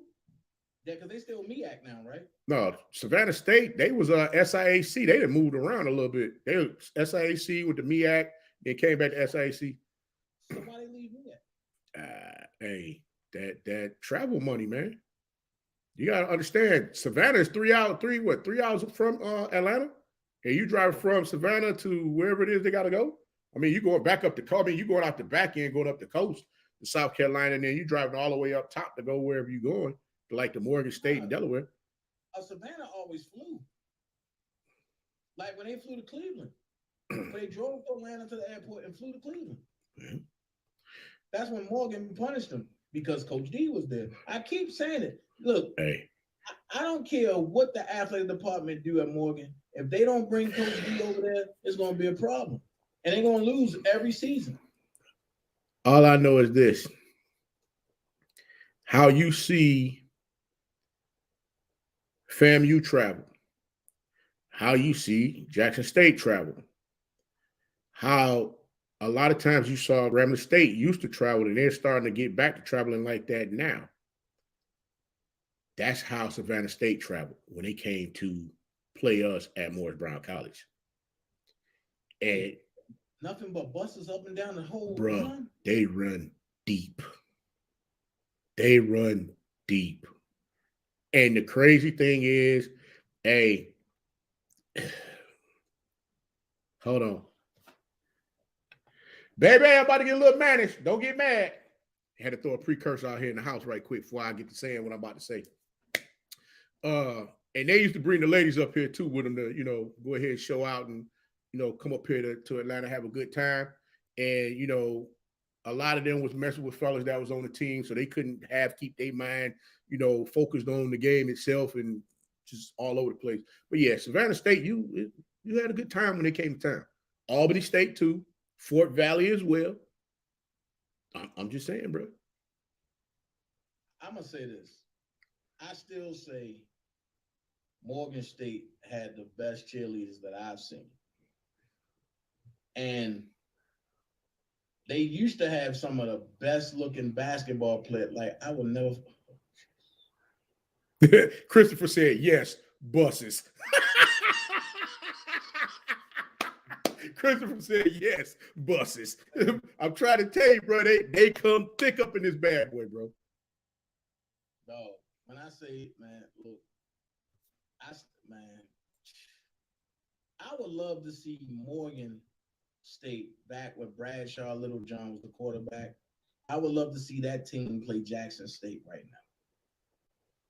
Oh, check it out. We're gonna come back to that, but this goes back to what we were talking about with Savannah State going back and forth. Christopher was saying money was the problem with Savannah State moving up to D1 because they had to pay an application fee and support more non-revenue sports.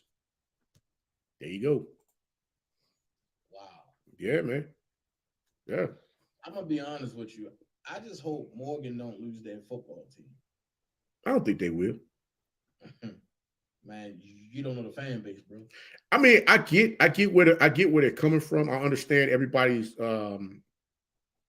their feelings as far as why aren't they winning? Why aren't things back the way that it needs to be? But I'm like, bro, you got to do something out of the unordinary, man, to start recruiting these kids. I mean, it's just like Bordeaux. Y'all had Bordeaux was he had an offer to come to Morgan State. Guess who got him? Hugh Jackson. He went to Grambling. What? Yeah, bro. Yeah, not as a wait. I think if it wasn't Bordeaux, if it wasn't Bordeaux, it was a young man that was supposed to be going to UMass. He went to UMass. He didn't go to Morgan State. I'm sorry. Yeah. There's a cornerback, there's another defensive back that was supposed to be coming to Morgan State. He didn't go. He ended up going to UMass instead. Coach Davis, I sent you the link. I hope you're still watching. Man, please go get that head coaching job at Morgan State. Please. That's the only savior of Morgan State right now. Because he's the patch to everything. He's the patch to the league. He's the patch to all the coaches. He's the patch to the players. And on top of that, Coach Davis, go to the combines. I mean, this is the thing, bro. There's a lot of different recruiting tools that's out there now for coaches. And because they don't have the necessary, let me see something. They don't have the necessary financial structure, or they don't have the necessary or just not structure, but the necessary finances for them to get out there and participate. It's kind of chaotic, man. I mean, man, I ain't starting nope, I ain't doing that, Coach Simmons. You crazy. Also start a rumor. No, sir. Not on my watch. We're not. Not on my watch. You're not, my boy. No. Talk some daggone. Start a rumor. Talk some TC Taylor to Morgan State. Boy, stop. Yeah, you ain't do that. Huh? Talk about he was sitting there being funny talking about the OOC for Jackson State, talk about him to Morgan State. I like, man, cut it out. Like, shoot. Man. So get me started with that, man. No, sir. We ain't doing it. We ain't doing it. No, sir. No, sir. You get Coach Walker caught up in that madness. No. Come on, Coach Walker. You can do it. Nah, bro. I try to, hey, people be getting mad because I stay in the middle. I don't want to deal with all the bull junk. I just want to be, I just want to make sure that we put out good information, solid information to the people so they understand what's going on. Because you got to think about it. Like with what you do, the commentary that you do. Mm-hmm. You and a few other folks, Prima gets solid information that I'm sitting there looking like, wait a minute, where the heck did this come from? I'm like, and then she come with the pictures and show you all the type of stuff. You sit there looking like, wait a minute.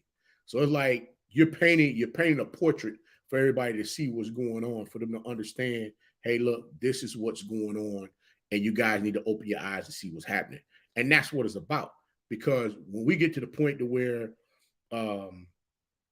this might I know you like this guy. I don't really care for him. I'm just gonna say it. Stephen A. Smith. That dude has ruined some careers, man. That just what he did to Kaepernick. I'm just like, bro, I can't do it. I'm like, that was terrible. And now you're trying to rip on Kyrie. You're ripping on Kevin Durant. I'm like, come on, man. When is enough enough? I'm like, let it go already, bro. Was it Russell Hayes said, question, Division I teams are PWI. Why do HBCU teams call them D1? They're D1, they're Division I AA. You got the FCS and you have the FBS. So you have the FBS, which is the bowl series. They get invites to the big bowl games. FCS is the conference series, in which they're considered Division I AA. So they don't get the big bucks like everybody else do. Like I said, I wish we had more time, because I would definitely love to dive into the whole sector of the rules, how we're playing with a different set of rules when it comes to FBS and FCS, which a lot of your FBSs are PWI schools, like your Alabamas, your Clemsons, your North Carolinas, your Dukes, things of that nature. And there's a lot of stuff that's going on out there that people don't really. Who's that? That's me? Okay. People don't really know that things are a little off as far as the structure, as far as making sure that all conferences are equally able to make the revenues that they need for their, universities and colleges programs to be on point. I mean, when you got the SEC paying out crazy money to their programs, the ACC and all these other, places giving their programs all of this money to keep them afloat, why is it that, because it's a historical Black college in the FCS conference, why do they have to struggle the manner in which they are? I think that's a bunch of bull junk. So it needs to change.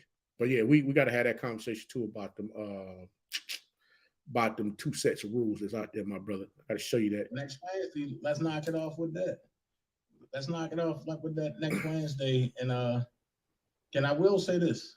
And I'm gonna leave it here. As we wrap this segment up. Do you think Clemson reign is over?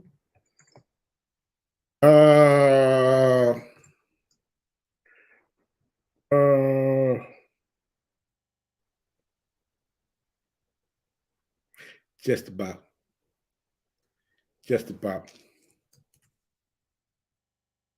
Hold on, what's it?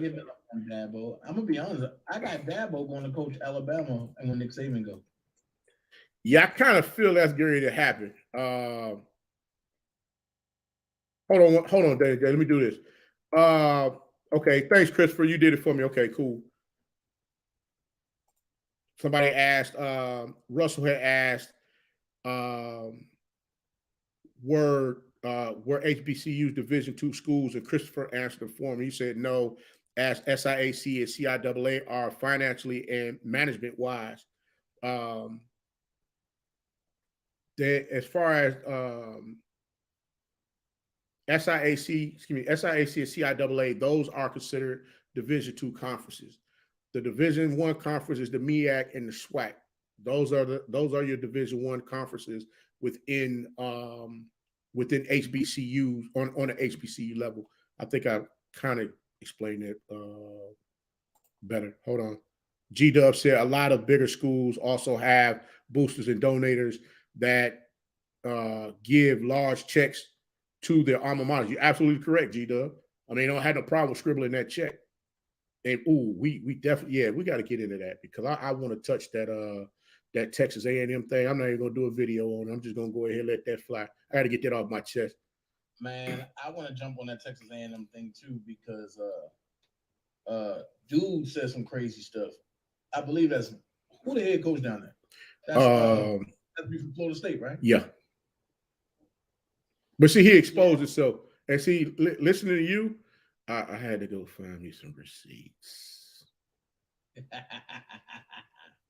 That's the only thing that's going to save you. How they say, Marlo coming. Wait a minute. I do you one better. Hold on. It go like this. Jimbo fishing. Yes, sir.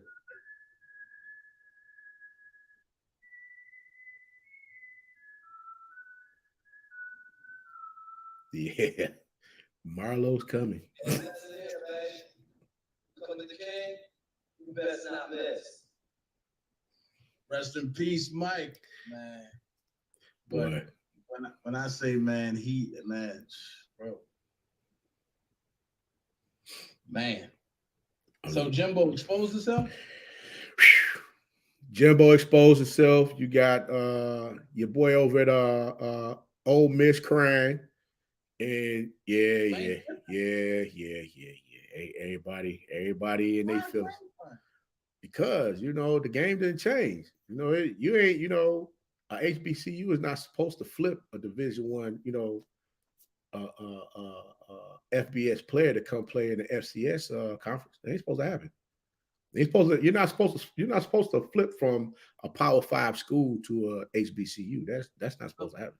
Oh, wait, but you got Dion that did it. Bruh. You got Prime Time that did it. I'll put it like this, man.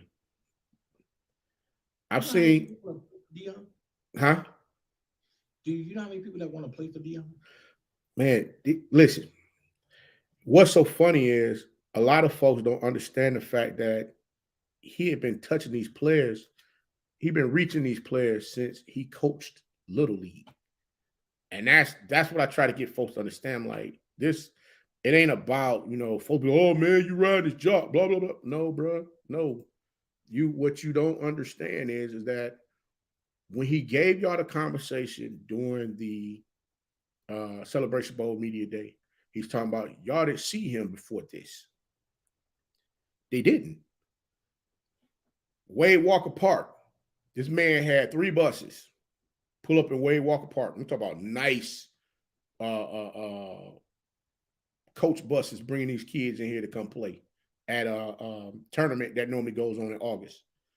And the crazy thing was, people was everybody's talking crazy. They didn't understand it. And I like I said, I just sit there and just shake my head and like, okay. And who was it? I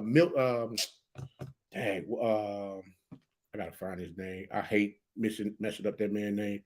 Cool brother. He played over at University of Miami. He was on that team with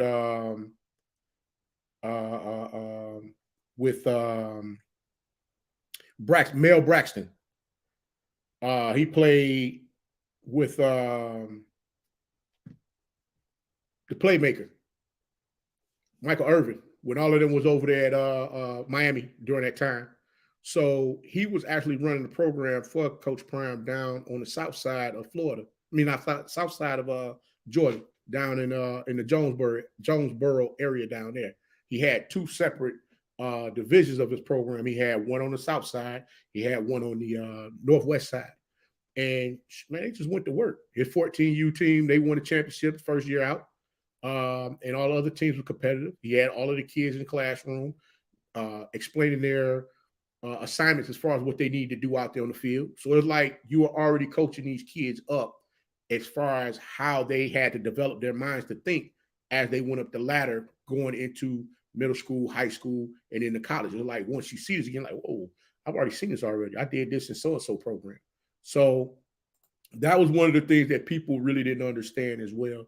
And I was just like, this man is putting on a show where he's trying to let everybody in, but don't screw up the show, because once you screw up the show, he ain't going to come back and play with you after that. He going to let you look a little silly with it. So, Facts. So in the end, it's just a matter of people just understand where this man is coming from. Like I said, yeah, I know it's a lot to digest for a lot of folks because they're not really, used to that, or they don't want to hear it. And I understand that, respect that as well. But when you see it for yourself, it's kind of like, bro, I get what he's trying to do. You know, am I saying I agree with everything, you know, how he moves all the time? No, I'm like, every man make mistakes. Nothing wrong with that. But it's not my job to point out a flaw on somebody else. My job is only make sure that I stay true to what I do. And that's what I try to do. So, like I said, but hold on. Christopher said the PWI fans was the PWI fans were telling on their racist selves as if I was an HBCU recruiter. I would ask a parent, do you feel safe sending your children to a PWI given the comments coming from them? See, I only heard a little bit of what Jimbo said, but I ain't hear what nobody else said. Bruh, you should have heard the fans said. Matter of fact, what really got me was like, okay, the whole thing with I'm gonna leave this with you, then I got to go ahead and bail. But it was like remember when everybody's talking about Coach Prime was interviewing for the TCU job, right? Right. Okay, check this out. The young man that wanted Coach Prime to become, he wanted him to become the head coach over TCU, the running back. The running back, right. Bruh, if you could have seen the daggone messages them folks left for that kid, and I'm talking about directly adding him. Why don't you take your behind over there to Jackson State, go play for him over there? We don't need you here. You need to get up out of here. We don't need Coach Prime here. I'm like, they were just chaotic. So is that why he transferred out? I believe so. Listen, as long as you're winning in them programs, you're fine. But when your time is up and say, for instance, you want to come back to, you know, give your time back, you're not going to be allowed to do that, bro. So where did he transfer to? I don't know where that young man went to. As a matter of fact, I need to look that up and find that out. But that young man, boy, yeah, he hit the transfer portal. Matter of fact, if I'm not mistaken, he was looking to come to Jackson State. I hope he went there. Boy, look here. I hope he went there along. And I keep telling you, big country ain't nothing to play with. Okay. Big country ain't nothing to play with. Oh, big country, that dude, man. Let me tell you something. I think we talked about that the last time when we was on, and I caught a couple of folks coming at big country a little sideways. I told them, leave the kid alone, man. I'm like, man, listen, I don't care, red, purple, green, yellow, orange, whatever. I'm for the kids, bro. I keep telling people that. I like, look, if he's wrong about something, then we'll discuss the wrong. But if he has not done anything to hurt anybody, he hasn't said anything out of pocket, leave the kid alone, man. I'm like, what has he done to you other than he said, hey, I don't want to go to Fairview no more. I want to go somewhere else where I can enjoy myself and have fun. I want to get back to having fun. That's what the sport is all about, having fun. Man, I ain't gonna lie.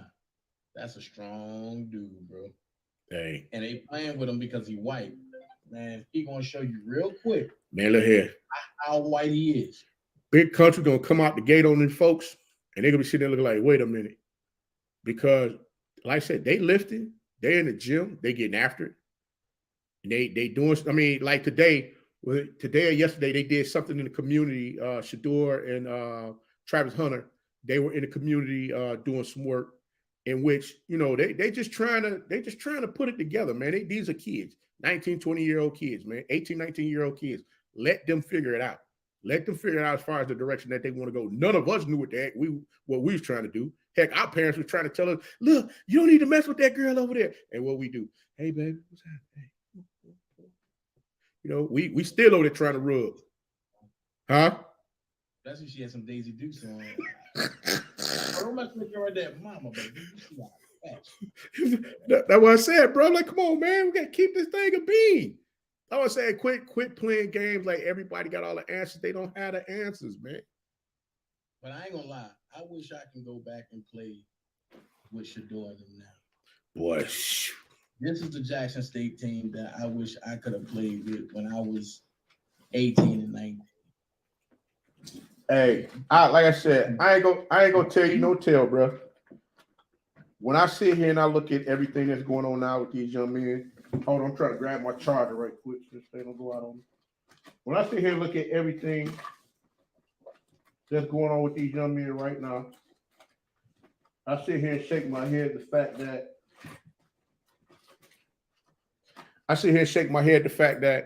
these young men got an opportunity to do something that I could only imagine doing.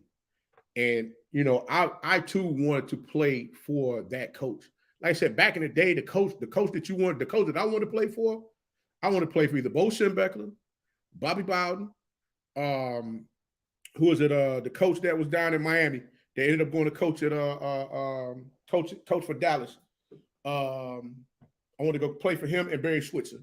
And then when I sit back and look at all these stories that's coming out about all of these daggone coaches over the years, I'm sitting here like, dang, Lord, you really had my steps planned to go a different direction? What we got going on here? Because I'm a bit confused. So I'm just, when you see everything that's happening now, I just want to see the best for all of the programs, bro.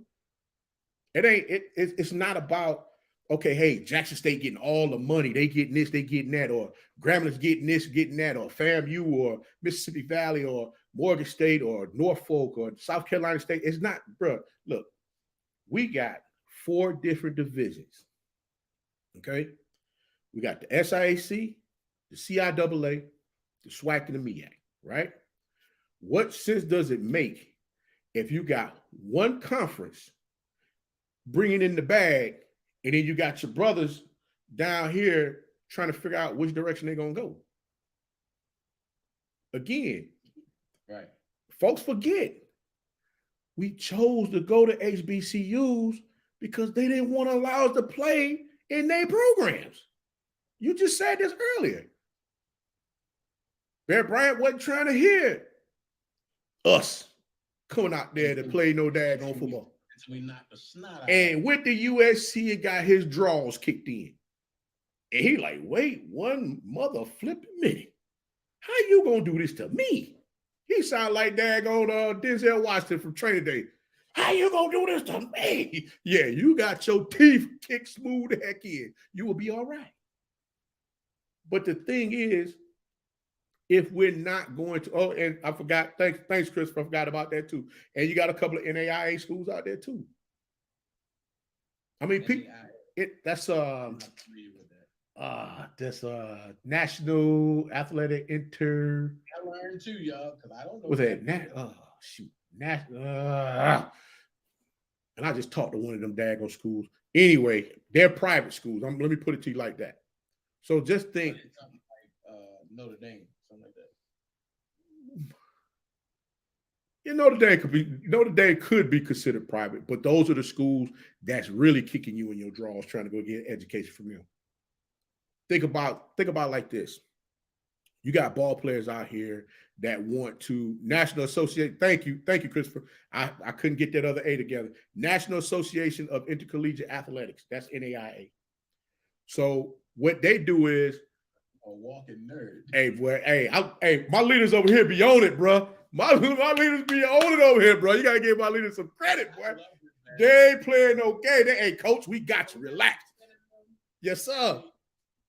Every vowel, every period. Hey, you know what? Christopher, all right with me. Okay, my leaders got Coach Cool over here, boy. He said, hey, you guys, Dante Sawyer said, hey, you guys, keep an eye out on Benedict College. My son was not even thinking about at HBCU until he met Coach Shanice Berry at Benedict. That man is going, bro, Mr. Soul.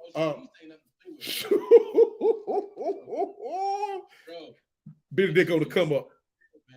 Benedict is definitely on the come up. That's for sure. And like I said, a lot of people, it's like and you can see by the look on my face, it's like when I'm sitting here, I'm talking about this stuff, it's like I love this stuff because like you looking at people that look like you and some that don't look like you that say, hey, I'm gonna take a chance on this. Man, my pop sat there and told a man in our living room, bro, hey, Mr. Walker, we're gonna offer your son opportunity to come to our school and play for free. Pop sat there fair. My son going down south. I'm like, what? Hey, Pop, wait, don't do that to me. He's like, you going down south. And I didn't understand why, but then when I got here and I stayed here a little while, I understood. Because he's like, listen, son, when he left and got out of high school, he went into the Air Force. he was sent to Okinawa. So it like he was sent somewhere different. And he'll say to you till this day, he said, son, I made the worst mistake ever moving back here to Detroit from Hawaii. Yes, bro. We was living in Waikiki, Hawaii. I stayed there from the time I was 6 months old till I was 3. And we moved. I got sent back to Detroit first. And then my parents came back. Pop's been pissed ever since. Man, you would have got on that field. Ooh, man, who is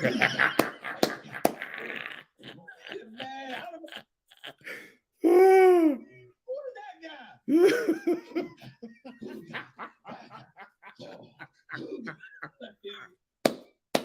No disrespect to Hawaiian people, but when I seen the whole team do that, I love it.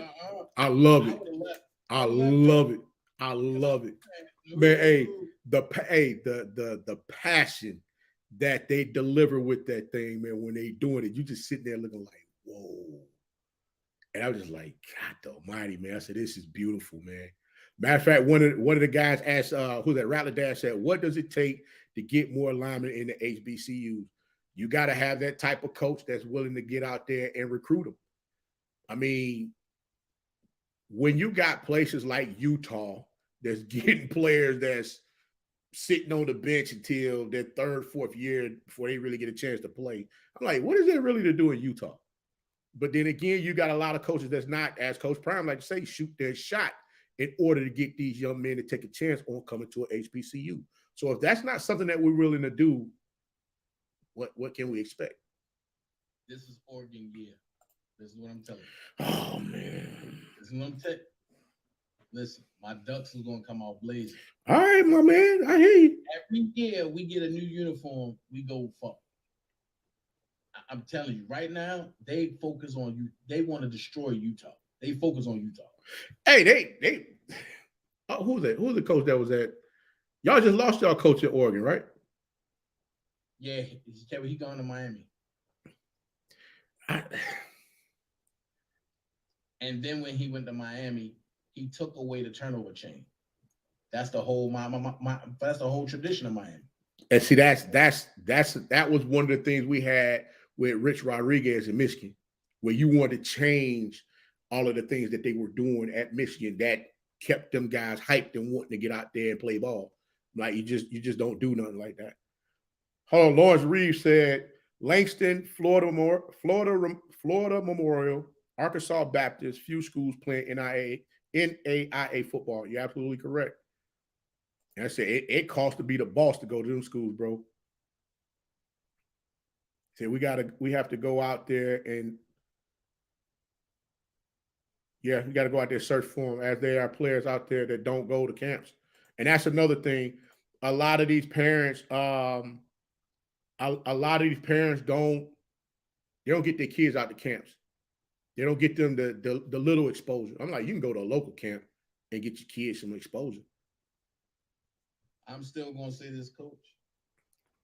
I don't want to see no other prep school bowl unless it's Bishop Gorman versus ISMG. So IMG. IMG. I want to see Bishop Gorman versus IMG. They don't want that work. And the best of the East Coast and the best of the West Coast. They don't want that work. Who? They don't want to fool IMG down there. Who? They don't want to fool IMG down there, bro. Bishop Gorman is a whole nother. Okay. That's a whole other world, bro. I hear you talking, my man. Look, and if it happened, we gotta go. We have to go to that. Look, just give me enough time so I can get everything situated, because we already got J-Rock talking about this Grambling game versus FAMU. That's gonna be a game, and that's the 15th of October. Oh no, that's gonna be a game. That's gonna be a game, because there's two teams. You got two different teams. Grambling got a lot of new pieces. FAMU got some new pieces. So everybody still got to have a little time to gel. This gonna be some fun football this season. I still got Jackson State winning the SWAC. Ooh. I ain't even gonna ask you for a prediction on the record yet. I'm gonna leave it alone. Same. Well. Ooh, don't do it. Don't do it. The prediction on us in the SWAC, we perfect. The who? We perfect in the SWAC this year. So you trying to say they're gonna run the table? Oh, we definitely gonna run a Boston. All right. And we ain't losing in the SWAC this year. All right. I don't see us losing a game. Hey, G-Dub said Gremlin might take the SWAC. I don't see us losing a game. Hold and on. The funny part. Go ahead. Yeah. I'm looking at J-Rock. Yeah, I said that's why I'm looking at the same thing. Like J-Rock crazy. Hey, J-Rock, I think they're gonna run it back, man. I think he's gonna run it back. Just dropped when he said that. Like, yo, please don't let that be for real. Yo. He did say it. He did say it. Aaron Donald did say it. He did say it. His body beat up, man. He been in the league, 8 years? He been in the league 8 years. He flat out said his body beat up. You can't get mad at him for that. But I'm looking at what Deshaun Watson said today. What? You ain't see his 2 destinations? Talking about LA or where? It wasn't LA nothing. What? Minnesota. On top of the Saints. I can see the Saints. And Tampa Bay. I don't know if what's called a fool with him in Tampa Bay. Tampa Bay will be nasty though. I might become a fan if you go to Tampa Bay. I'm at quarterback in Tampa Bay. Yeah, I might become a fan if you go to Tampa Bay. But I'm gonna be honest with you. I would love to see Russell Wilson in Pittsburgh. Hey, Christopher said you can get official JSU clothes from Reed Enterprise, which is owned by one of JSU Booster Club members. You know what? I thank him for that because I was just about to ask where I can go get some from. Reed, yeah, get it from Reed Enterprise. Reed, is it R-I-E-D? R-E-E-D Enterprise.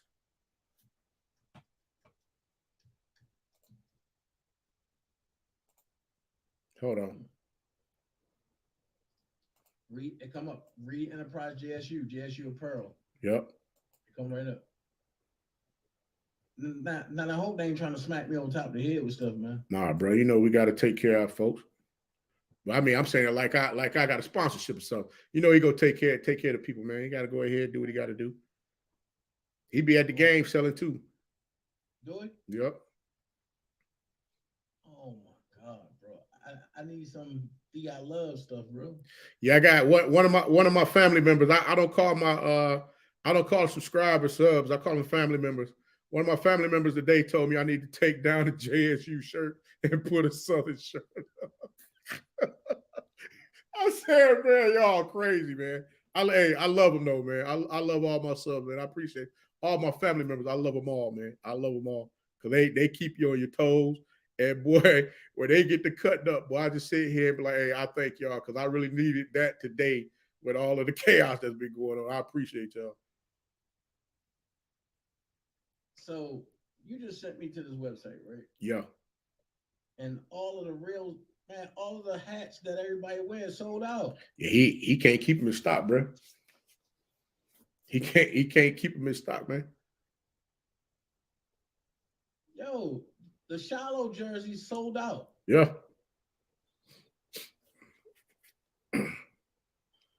His email on there? Nah, but these shorts are off the chain. This stuff is off the chain, bro. Yeah, man.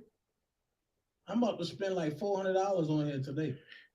Don't give up that loot. Jeez. Hold on. The bomber jacket is $175. Come on, bro. Wait a minute. The JSU hats is the kids hoodie is $25. The replica helmets, the iced out replica helmets is $40. Yo, the polos are $60. Yeah, Quincy Hall just said there's a lot of J State fans purchasing. Yeah, man, they getting this. And a matter of fact, you got the blue and white game coming up, if I'm not mistaken. Of course. No. I'm trying to find out who else haven't won. So see what so I can set the schedule up. Let me know, man. We can definitely go down there, man. J Rock, what's the when is Grambling having the green? Not I'm about to say green, black and gold game. I'm sorry, black and yellow game, black and gold game. You know. Here's J Rock with his smart stuff. You know, Southern Jackson State has a rivalry that can get a little nasty. Oh, no doubt. No, and it did get nasty. Boy, that's what I'm saying, man. I'm trying to figure out how many gonna get booted off the daggone team when they play this time. Wait, Young Shorty T said I miss my Raider team being in Oakland, California. Y'all didn't know how to treat them. Y'all treated them like crap. So they got away. That's the daggone that's the governor in that group. I bet if Earl Davis was here, that would have never happened. Okay. All right, hold on. G-Dub, see, G-Dub about to have me act up tonight. Jesus Christ. G-Dub, you was not supposed to ask me that question, sir. G-Dub just asked me. He said, who you got in the FAMU versus Albany State game? Fam? G-Dub, hold on, let me do like this. You see my face, G-Dub? Fam by 30. G-Dub, you know you ain't right, bro. You ain't supposed to upcut me like that, bro. Hey, hold on, dog. My son down there, relax. He don't get to work like that now. He didn't hung up the cleats, but I'm like, come on, huh? Fam by 30. Coach G can coach his behind off. I believe Coach G gonna make this interesting for a little bit, but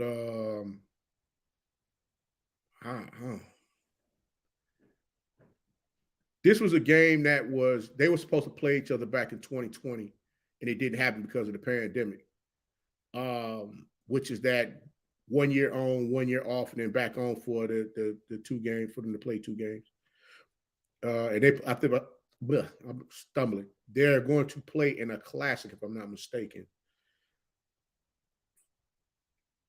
You know, I'm not gonna say that that's a cream puff game for anybody because you just never know what's gonna happen when them 2 teams lock up. And I know a lot of them kids over there on that Albany State team, and they leave it out there on the field. So they definitely gonna come out there and play ball. I'm just like, I can't. Don't be looking at me like that, Dana, man. You ain't right neither. People trying to stay there. I just gotta get the beating. That's all. My dog G-Dub threw me a curveball, boy. You terrible, dog. Oh man.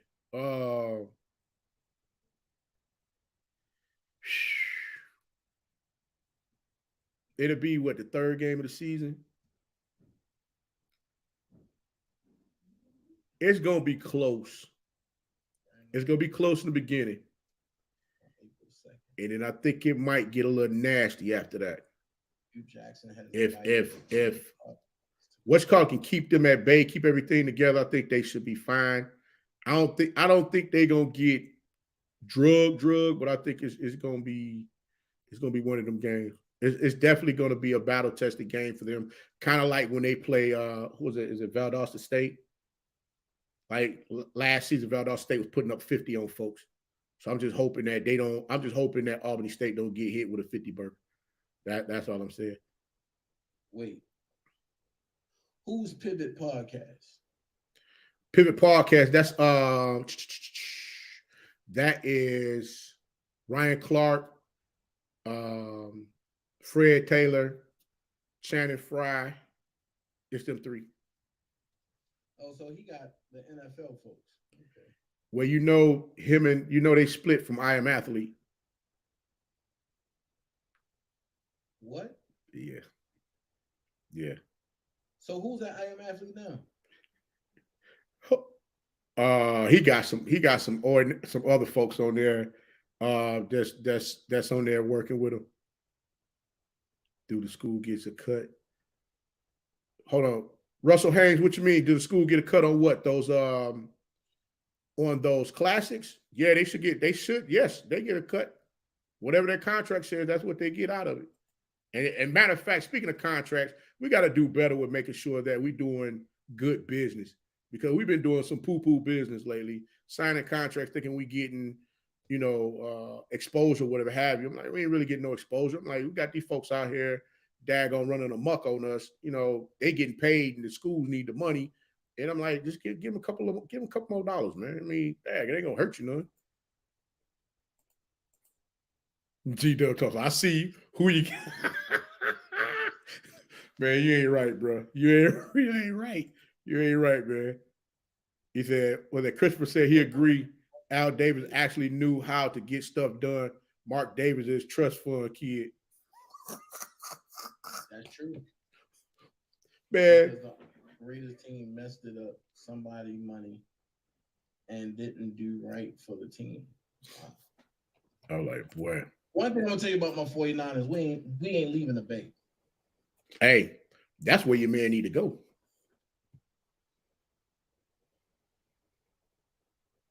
Who? Deshaun Watson.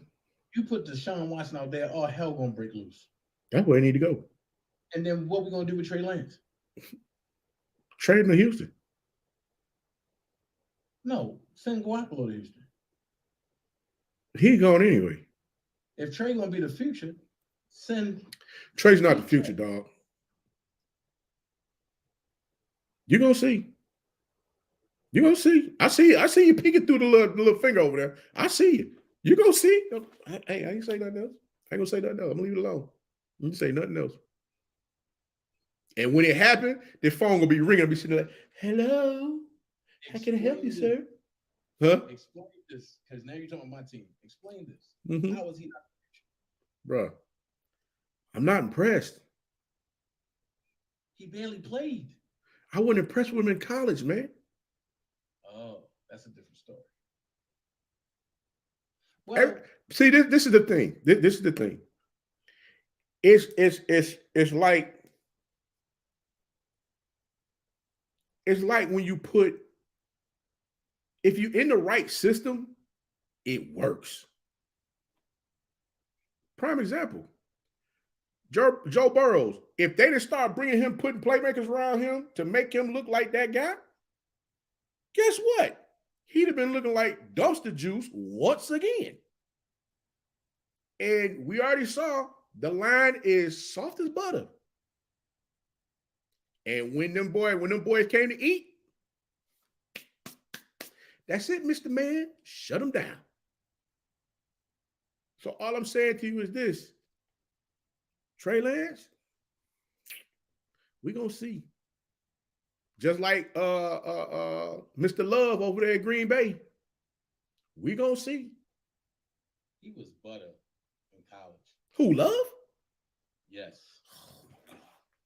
I hated him in college, bro. Every time we talk about Love playing, I'm just saying, bro. I'm just saying. Now, I'm going to tell you who surprised me. Who? That guy from front of Texans, that white dude from the Texans. The quarterback, he surprised the hell out of me. Bro, I'm telling you. I didn't know he can manipulate a game like that. I'm like, dude, he remind me of Drew Brees. A young Drew Brees. A little bit. But I'm gonna say this, and matter of fact, and people might get mad, but I got Kyler Murray going to the Saints. So where's Winston going? Denver. No. We're getting Aaron Rodgers. Now we'll take the twofer. We'll do him and Aaron Rodgers. You go ahead and let Winston get healed up. He takes time coming back. Yeah. It's happening. Forgot, we just hired the offensive coordinator as the new head coach. Well, the Ravens talking about trading Lamar. For who? They ain't trying to pay him. Oh, they just gonna let him walk. So they talking about trading Lamar. And if they let him walk, he's stupid. I mean, you can't force the man to sign a contract. if you especially if it's not like he's going to a destination that he wants to go to. Watch this. Can you imagine Lamar in a Saints uniform? That's ugly, but I'm trying to figure out if Kamar is going to be in a Saints uniform or orange jumpsuit. No, he's done. Alvin Kamara's done, and he got the bomb. Yo, he got my wife. Yo, Don't start. I would have.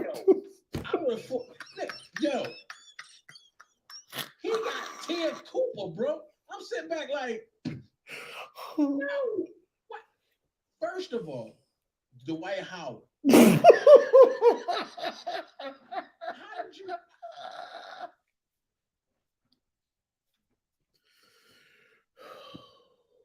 let Ted Cooper go? I don't think it was more so of a letting her go. What did she find out that you like boys? No, I ain't gonna say that either. I'm not touching that. I would say more so, I think the family kind of was like, yo, you're a little too young to be settling down. Plus, that old school thinking with people, look at guys or look at girls that got multiple daggone babies and multiple baby mamas, multiple baby daddies, and they get to, seeing what stuff going. And, I mean, I give him credit. Huh?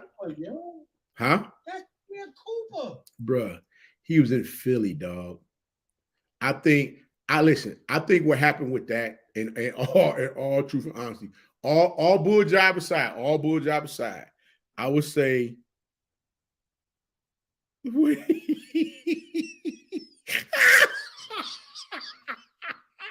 Christopher, man, cut this out, man. Yo, boy, you and G-Dub about to get put on time out. You're out of control. Christopher said, he said, come on. We know how Dwight get down. Right, look at the screen, though. To quote Bill Duke from it, I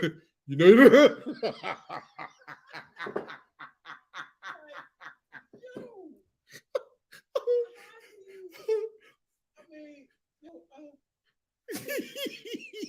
Donnie said, dang. You had Ted Cooper doing a worm, nigga, and she loyal at that. If she with you, she loyal, bro. Bruh, you had every type of dom coming at her, and she like, nope, I'm with the white. Now she with Alvin. I knew something was wrong when I seen her doing all these TikTok videos with her teammates, and I'm like, where's the white? I'm gonna be honest with you. I think it goes back to what I was saying before about the multiple parental, the others that he's dealing with outside of having to deal with her. And when he screwed up, he screwed up when he messed around and texted the kid's mother that was down in Orlando. I think it's his oldest boy, who she used to be a dancer with the Orlando Magic. Mm-hmm. And he say somehow or another something happened. I forget exactly how the story goes, but it just, after that, it just seemed like he said, bloop. And it went something like this. So you went in the store at 11:35, right? Then you turned around and left the store, right? Right. You claim you don't know what happened, but at 12:31 you dropped the beer, right? Yes, sir. Yes, sir. I dropped the beer at 12:31. You know you fucked up, right?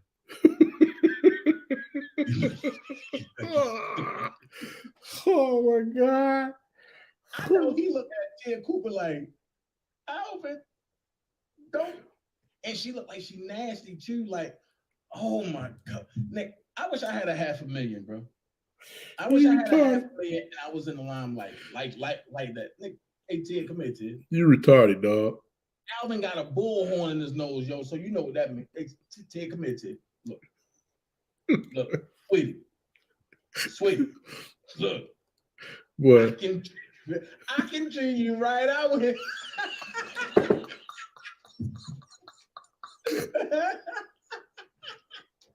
I'm telling you.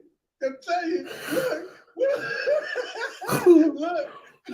You retarded. Look. But I go up there and tell her like, Tia, look, check this out. Oh, but my body's a mess, baby. I don't want to hurt nobody. Oh, you retarded. You retarded. You retarded, man. You retarded, dude. You retarded. I went there like, I miss you. I'm talking to you, Tia. You pulled out the Aaron Hall with it, bro. You stupid. Lord, yeah, man. How you let Tia go, bro? Honestly, I think that when he got this feeling when that daggone contract hit. He thought he was staying in LA. And then when they didn't offer him, I think they offered him, but what they offered him was a little less than what he's anticipating. So he got in his emotions, got in his feelings, and then he jetted off and went to Philly. And then went to Philly, ended up coming back to LA anyway. So like, but you can still, yo. No. New Orleans. No. He was not going to long distance that. No. That's Tia Cooper. You know you fucked up, right? That's Tia Cooper. He's not doing that, bro. That's like Holly Berry back in the day. When Facts. we first got out of high school. Hey, listen. Don't get me wrong. I sat there and I watched the workout tape when they was in the gym together working out. I'm sitting there looking like, Dad, bro. Y'all working out together, getting in shape, doing your thing. I'm like, come on, bro. You know she can take a pound. I mean, I'm just saying, like, yo, hey, Tia, let's 150.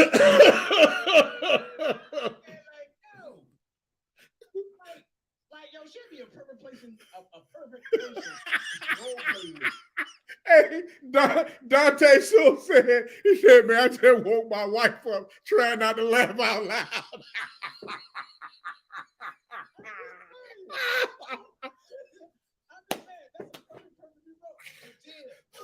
Oh my God. Down by 2. Back it up. That's right. Fourth quarter. Go hard. Fourth quarter. 2 seconds left. You gonna know it. Your fool's in Jackson State second and 6. I'm just saying, like. Oh my God. Bro.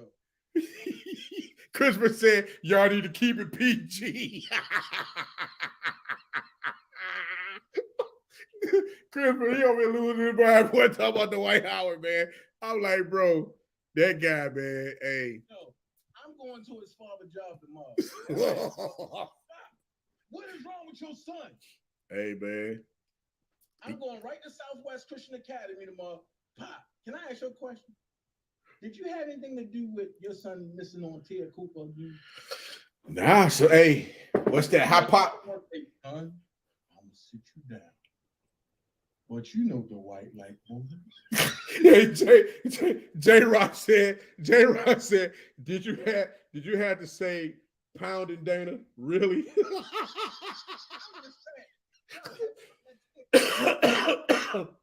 It's very rare that you can find a woman that look like that dress for every occasion and cool and down to earth and can cook and clean and don't complain.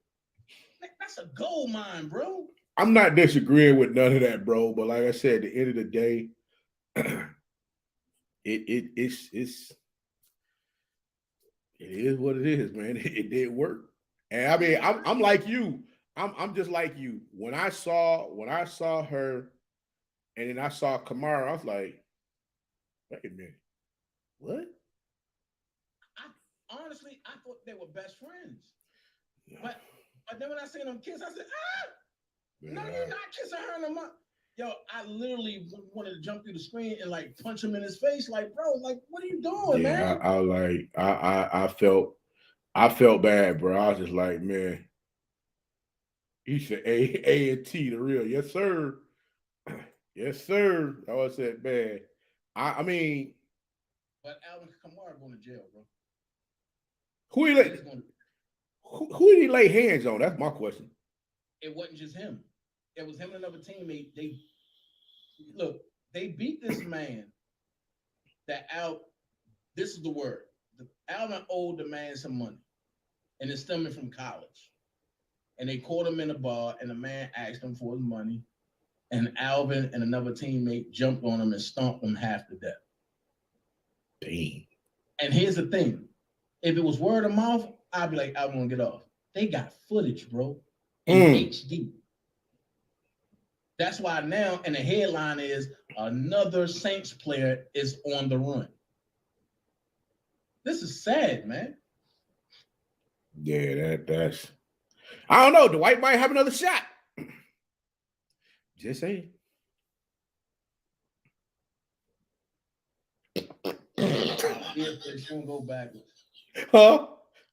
It don't go backwards. Facts. That's my motto. You never go backwards. Always move forward, baby. Always move forward. Say Dana J ready to sign his name across your heart. He wants you to be his baby. Go ahead, Dana.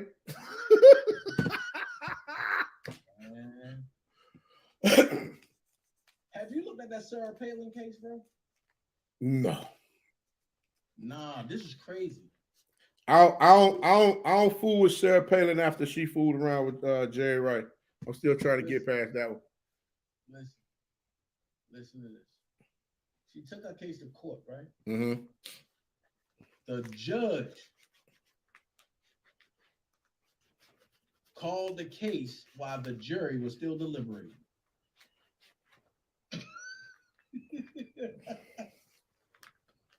So what did he say? He said she won the case?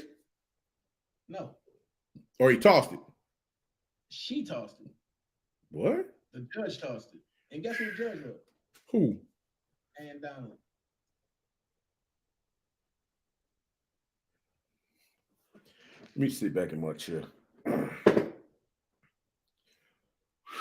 Oh, no. The Ravens got growing speculation about Marquise Brown's future. What is going on? I think the Ravens trying to start over. Yeah, this about to be some stuff.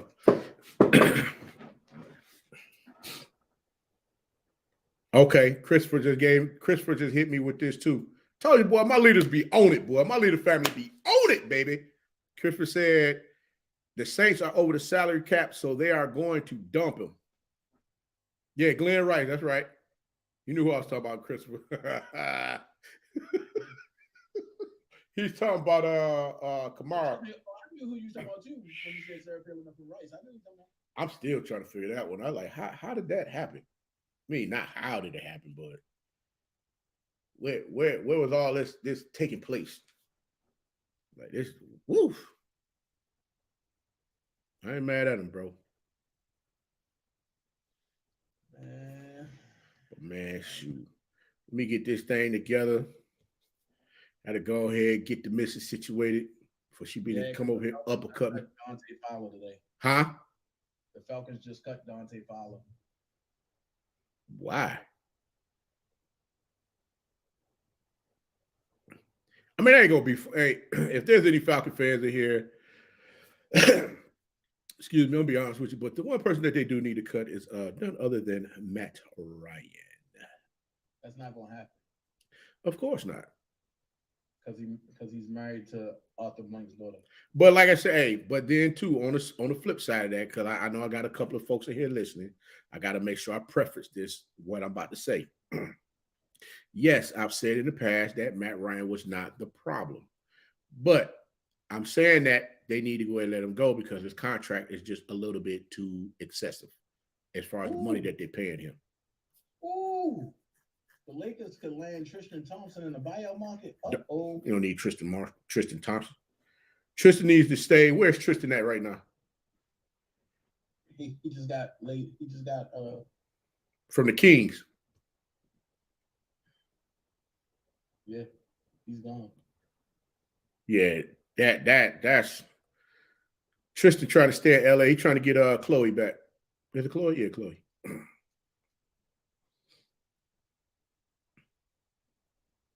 I still would have made that trade with Russell Westbrook. I'm kind of thinking that they were looking more so at trying to get additional assets, but that was a bonehead trade. I got to be honest with you on that. I would have traded Russell Westbrook for John Wall. They wanted a number one though. They didn't have a number one to give them. From 2027. 2027. Yes. John Wall's knees is shot though. Russell Westbrook memory is shot. What's the difference? You got one that can run up and down the court like a Ferrari, and you got another one that's gonna go up and down the court like a Studebaker. I'm like, which one you gonna go with? Oh no. Chris Lamons is wanted in connection with Alvin Kamara's battery case. He about to get dumped too.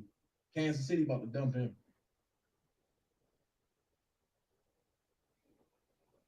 Yep. But, wait a minute.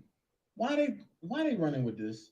Deion Sanders interview for 3 major jobs. Come on, yo, stop. Bro, I'm not touching that. Like I said, it's Coach Prime. When they dropped this documentary about what took place with him, excuse me, in the surgery that he got on his foot, I think it's going to dispel a whole lot of the bull job that's going on. Right now, I know people are trying to create content to make sweet lemonade out of sour lemons, but that angle with Coach Prime in the interview, yeah, and not to mention he'll put that out himself. He's not gonna put nothing out like that. You're absolutely correct, Chris. Who's Conyers Miller? He's 6'2", 300 pounds. What would he do? Conyers Miller. Yeah. She said who? 6 foot what? He's 6'2", 300 pounds. Conyers Miller, who comes from Auburn, is Jackson State's 8th Power 5 transfer this offseason and the 3rd former 4-star.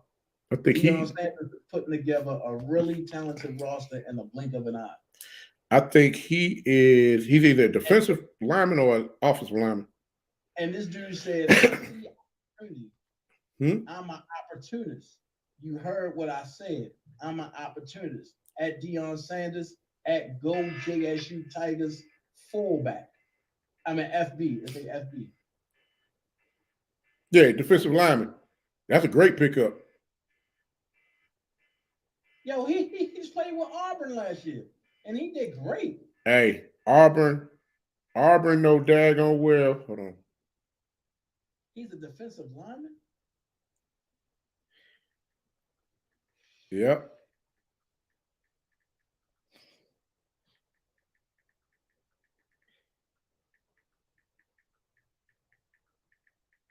Hey, it's a beautiful thing, boy. You get a message from your my play mom sent me a message saying, "Hey son, I see you on TV." I'm like, "Oh, on TV." She took a picture of something. Like, yeah, you over here on YouTube. Love you, Mom. Oh man, love you, Mom. Thank you. I appreciate it for watching, man. Yes, indeed. I'm like, boy, yeah, man. Like I said, they trying to get after it. That's they're not going to let up. And I think a lot of these folks that they're putting out there right now, man, it's going to be problems. Conyers Miller is going to be a problem on that defensive line. What position do he play? He's not an end. He's going to be more so inside. So he'd probably either be the nose or he'd probably be the nose or a tackle. When they run that 4-man switch, that's going to be ugly. Mm-hmm. That's the guy that wore number 8 for Auburn. Mm-hmm. Yo, he's a monster. He almost beat Alabama by himself. Beat you to sleep. Beat you to sleep. Beat you to sleep. That got one move and then he'd come around with a club. Yes, sir. Ooh. Like I said, man, hey, these guys ain't playing no games, man, for real. I think, man, you should sit back and talk offline and put a pop one of 14U together. Heck no, I did that already, bro. I man, listen. I can lead you in the direction of setting up a program on where you want to go. No. I think we. Bro, listen to me. I hear what you're saying. I hear what you're saying, but I need you to hear me. I need you to hear me. I've ran a youth football league for almost 10 years. I've coached another 12 to 15. I've dealt with enough 14U kids to last me a lifetime. Do you know how many daggone fights I had to break up? How many times police got called? How many kids I had to put in my car to keep they behinds from going to jail? No, I've retired, boss. I love them to death. I do. 14U, I feel they should be in middle school or high school playing ball. All right. Then let's do 10-12. I told you about to retire, dog. 10-12. What I gotta do to bring you out of retirement? Bruh, that's gonna be difficult, man. No, it's not. That's gonna be difficult. No, it's not. Hold on. Nick S. When would JSU put that? They were supposed to put the schedule out Monday, if I'm not mistaken. And somehow or another, that one, it didn't happen that way. Excuse me. Brian Johnson said, I agree, coach. If people listen to his interview on Dan Patrick, it will also give credence to what transpired with Coach Prime. Facts. I'm like, people, we got to get out of the habit of just, and don't get me wrong, I'll be the first to say I will create content to based on something that I'm seeing. And you yourself, you as well, Dana, you know that we can get something in the blink of an eye. And 20 minutes later, that thing can change. And we've already then jumped in, put the information together, put it out to the masses, and then all of a sudden it's like, hey man, this don't work. But what's going on with Coach Prime right now? Guys got to understand that this is what's happening, and starting to see the little clips because he got. Matter of fact, guys, they got Jackson State has a 6-part series that's coming out next week. I believe starting on the 22nd. Excuse me. The second season of him being at Jackson State is going to be on the Barstools Network. I'm giving them free promo. That's going to be on the Barstools Network, so check that out. It's going to give you. I want to show that over here. Yeah, it's going. We'll talk. It's going to be on the Barstools Network. They're going to give a lot of insight on a lot of different things that took place last season, especially as far as the transition of a lot of players that left from the program and went elsewhere. You've already heard him talk about Dalen Baldwin that left Jackson State, transferred out and went to Michigan. He talked about it on another show, a sportscaster show on Fox. He talked about it there, in which he let them know. He like, listen, we told him we can do this. He said he was going to do this. We told him, okay, we can do that. He looked at it as, and I'm just going to go ahead and give it to you straight. Excuse me. Basically, what Coach Prime stated, and I'm quoting him on what he said. And it's not going to be the direct quote, but I'm just stating the facts of what he said. Basically, Dalen Baldwin came in and said, hey, listen, I'm looking to go to the pros in the fall. I'm looking to go to the pros after the fall season. They said, okay, well, if you're looking to go to the pros after the fall season, then that means we don't need to give you a full scholarship. We could give you a partial. It didn't click in up there with him as far as what they were looking to do. So somehow or another, the lines got crossed, and Dalen Baldwin goes into the transfer portal. He ends up in Michigan, and that's it. So, RJ was asking him about, hey, how do you let somebody leave? He said, we don't let folks leave. He said, how can you let something leave if it didn't want to stay? And I was like, ooh, okay. got me at hello. I understood after that. So it's going to be a lot of telltale signs. There's another kid, Spencer, I believe, the young man that he was in the first one where he got mad and upset with Gray, one of the linemen, where they got to arguing. One guy felt that he was more entitled than the other guy, and so on and so forth. They're going to get into all of that. So it's gonna be interesting to see how all of this is going to turn out. So, no question. And what happened to the wide receiver that transferred from Morgan that went down there? That's him, Dalen Baldwin. He transferred from Morgan, went to Jackson, had a great spring, bounced out after the spring, and went to Michigan. So he'll be at Michigan this year. Yeah, he was at Michigan this past season. Yeah. What did he do? He didn't do much. He didn't do as much as he did when he was at Jackson State. He's the lead. He led in receptions and touchdowns, if I'm not mistaken. Yeah, because I mean reception yards and touchdowns, if I'm not mistaken. Dana, that's his name, Dana Baldwin? Dalen. Yeah. Dalen Baldwin. Yep. Light-skinned dude, Mm-hmm. kind of curly head. No, he's brown skinned guy. He wore a short haircut. He's from Southfield, Michigan. And he was a wide receiver. Yeah. Yeah, because he showed out recently. He showed out spring season. Right. He showed out. Yep. This thing. And then he bounced out. Morgan. Hey, I kind of wish Coach Wheatley had that spring to play ball so he could see what he really had, and then went back and then reevaluated everything and got the players to come in and do what they need to do. Coach Davis need to be the head coach of Morgan State University. Who that young Shorty T said, my 9-year-old nephew said football is not the way it used to be. Like back in the days, we had good teams back then. Just look at him. She said, just looked at him and laughed at him. He been here before. That's all it is. He been here before. Y'all gotta understand that. He been here before. Last thing before we get out of here, man. Yes, sir. Antonio Brown to the Ravens if Lamar stay. Yep. I already told you he's coming back. Super Bowl. Man, look here. Super Bowl. I think Harbaugh, I believe Harbaugh can keep him. I ain't gonna say keep him intact because that's not even the right phrase to use.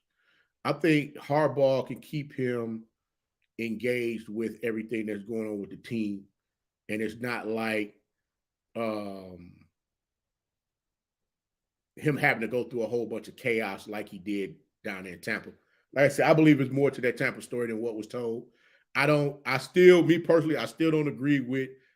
I agree with you. You could have left your shoulder pads and walked off the field, your shoulder pads and helmet. But God dog, bro, you had to go ahead and take your shoulder pads, helmet, and your Buccaneer shirt off and leave everything on the sideline and go. That's part of the uniform, man. Yeah. When you get fired and they tell you to take your stuff off, what you do? Yeah. Y'all bet that he ain't take his. Did he take his pants? Oh, we need that, bro. We really did need that, bro. Y'all let me say he took his pants off and say,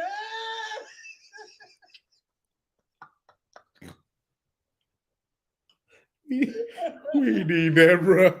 We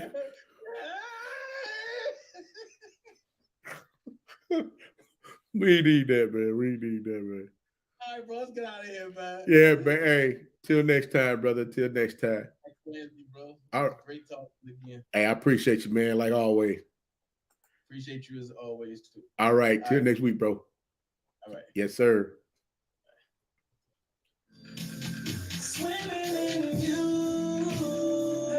All right, good people. I hope you guys enjoyed this evening. Bridging the Gap. We're just talking about a little bit HBCU sports. Make sure I got the mic on. Yeah.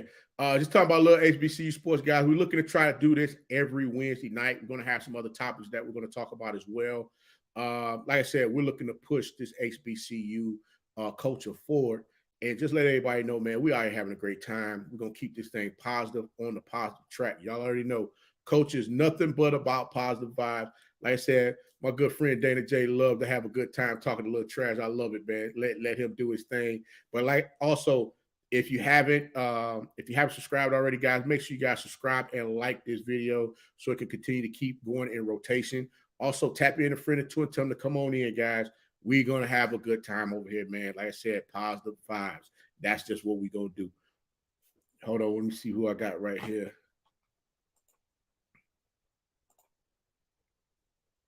I appreciate that. Hey, we try, like I said, we're trying to do something different. We're trying to do something different where we just, sit down and shoot the breeze and have a little barbershop talk and just have a good time, guys. I appreciate all of you guys, like always, for coming to hang out with me. My lead team is in the building. I thank you guys. And again, guys, y'all have a fantastic end of the week. We're going into Thursday, guys. And like I always tell you guys, be the one and lead. Yes, indeed. Got to keep it positive. Got to keep it positive. Thank you guys again. I'm gone. You have a good one.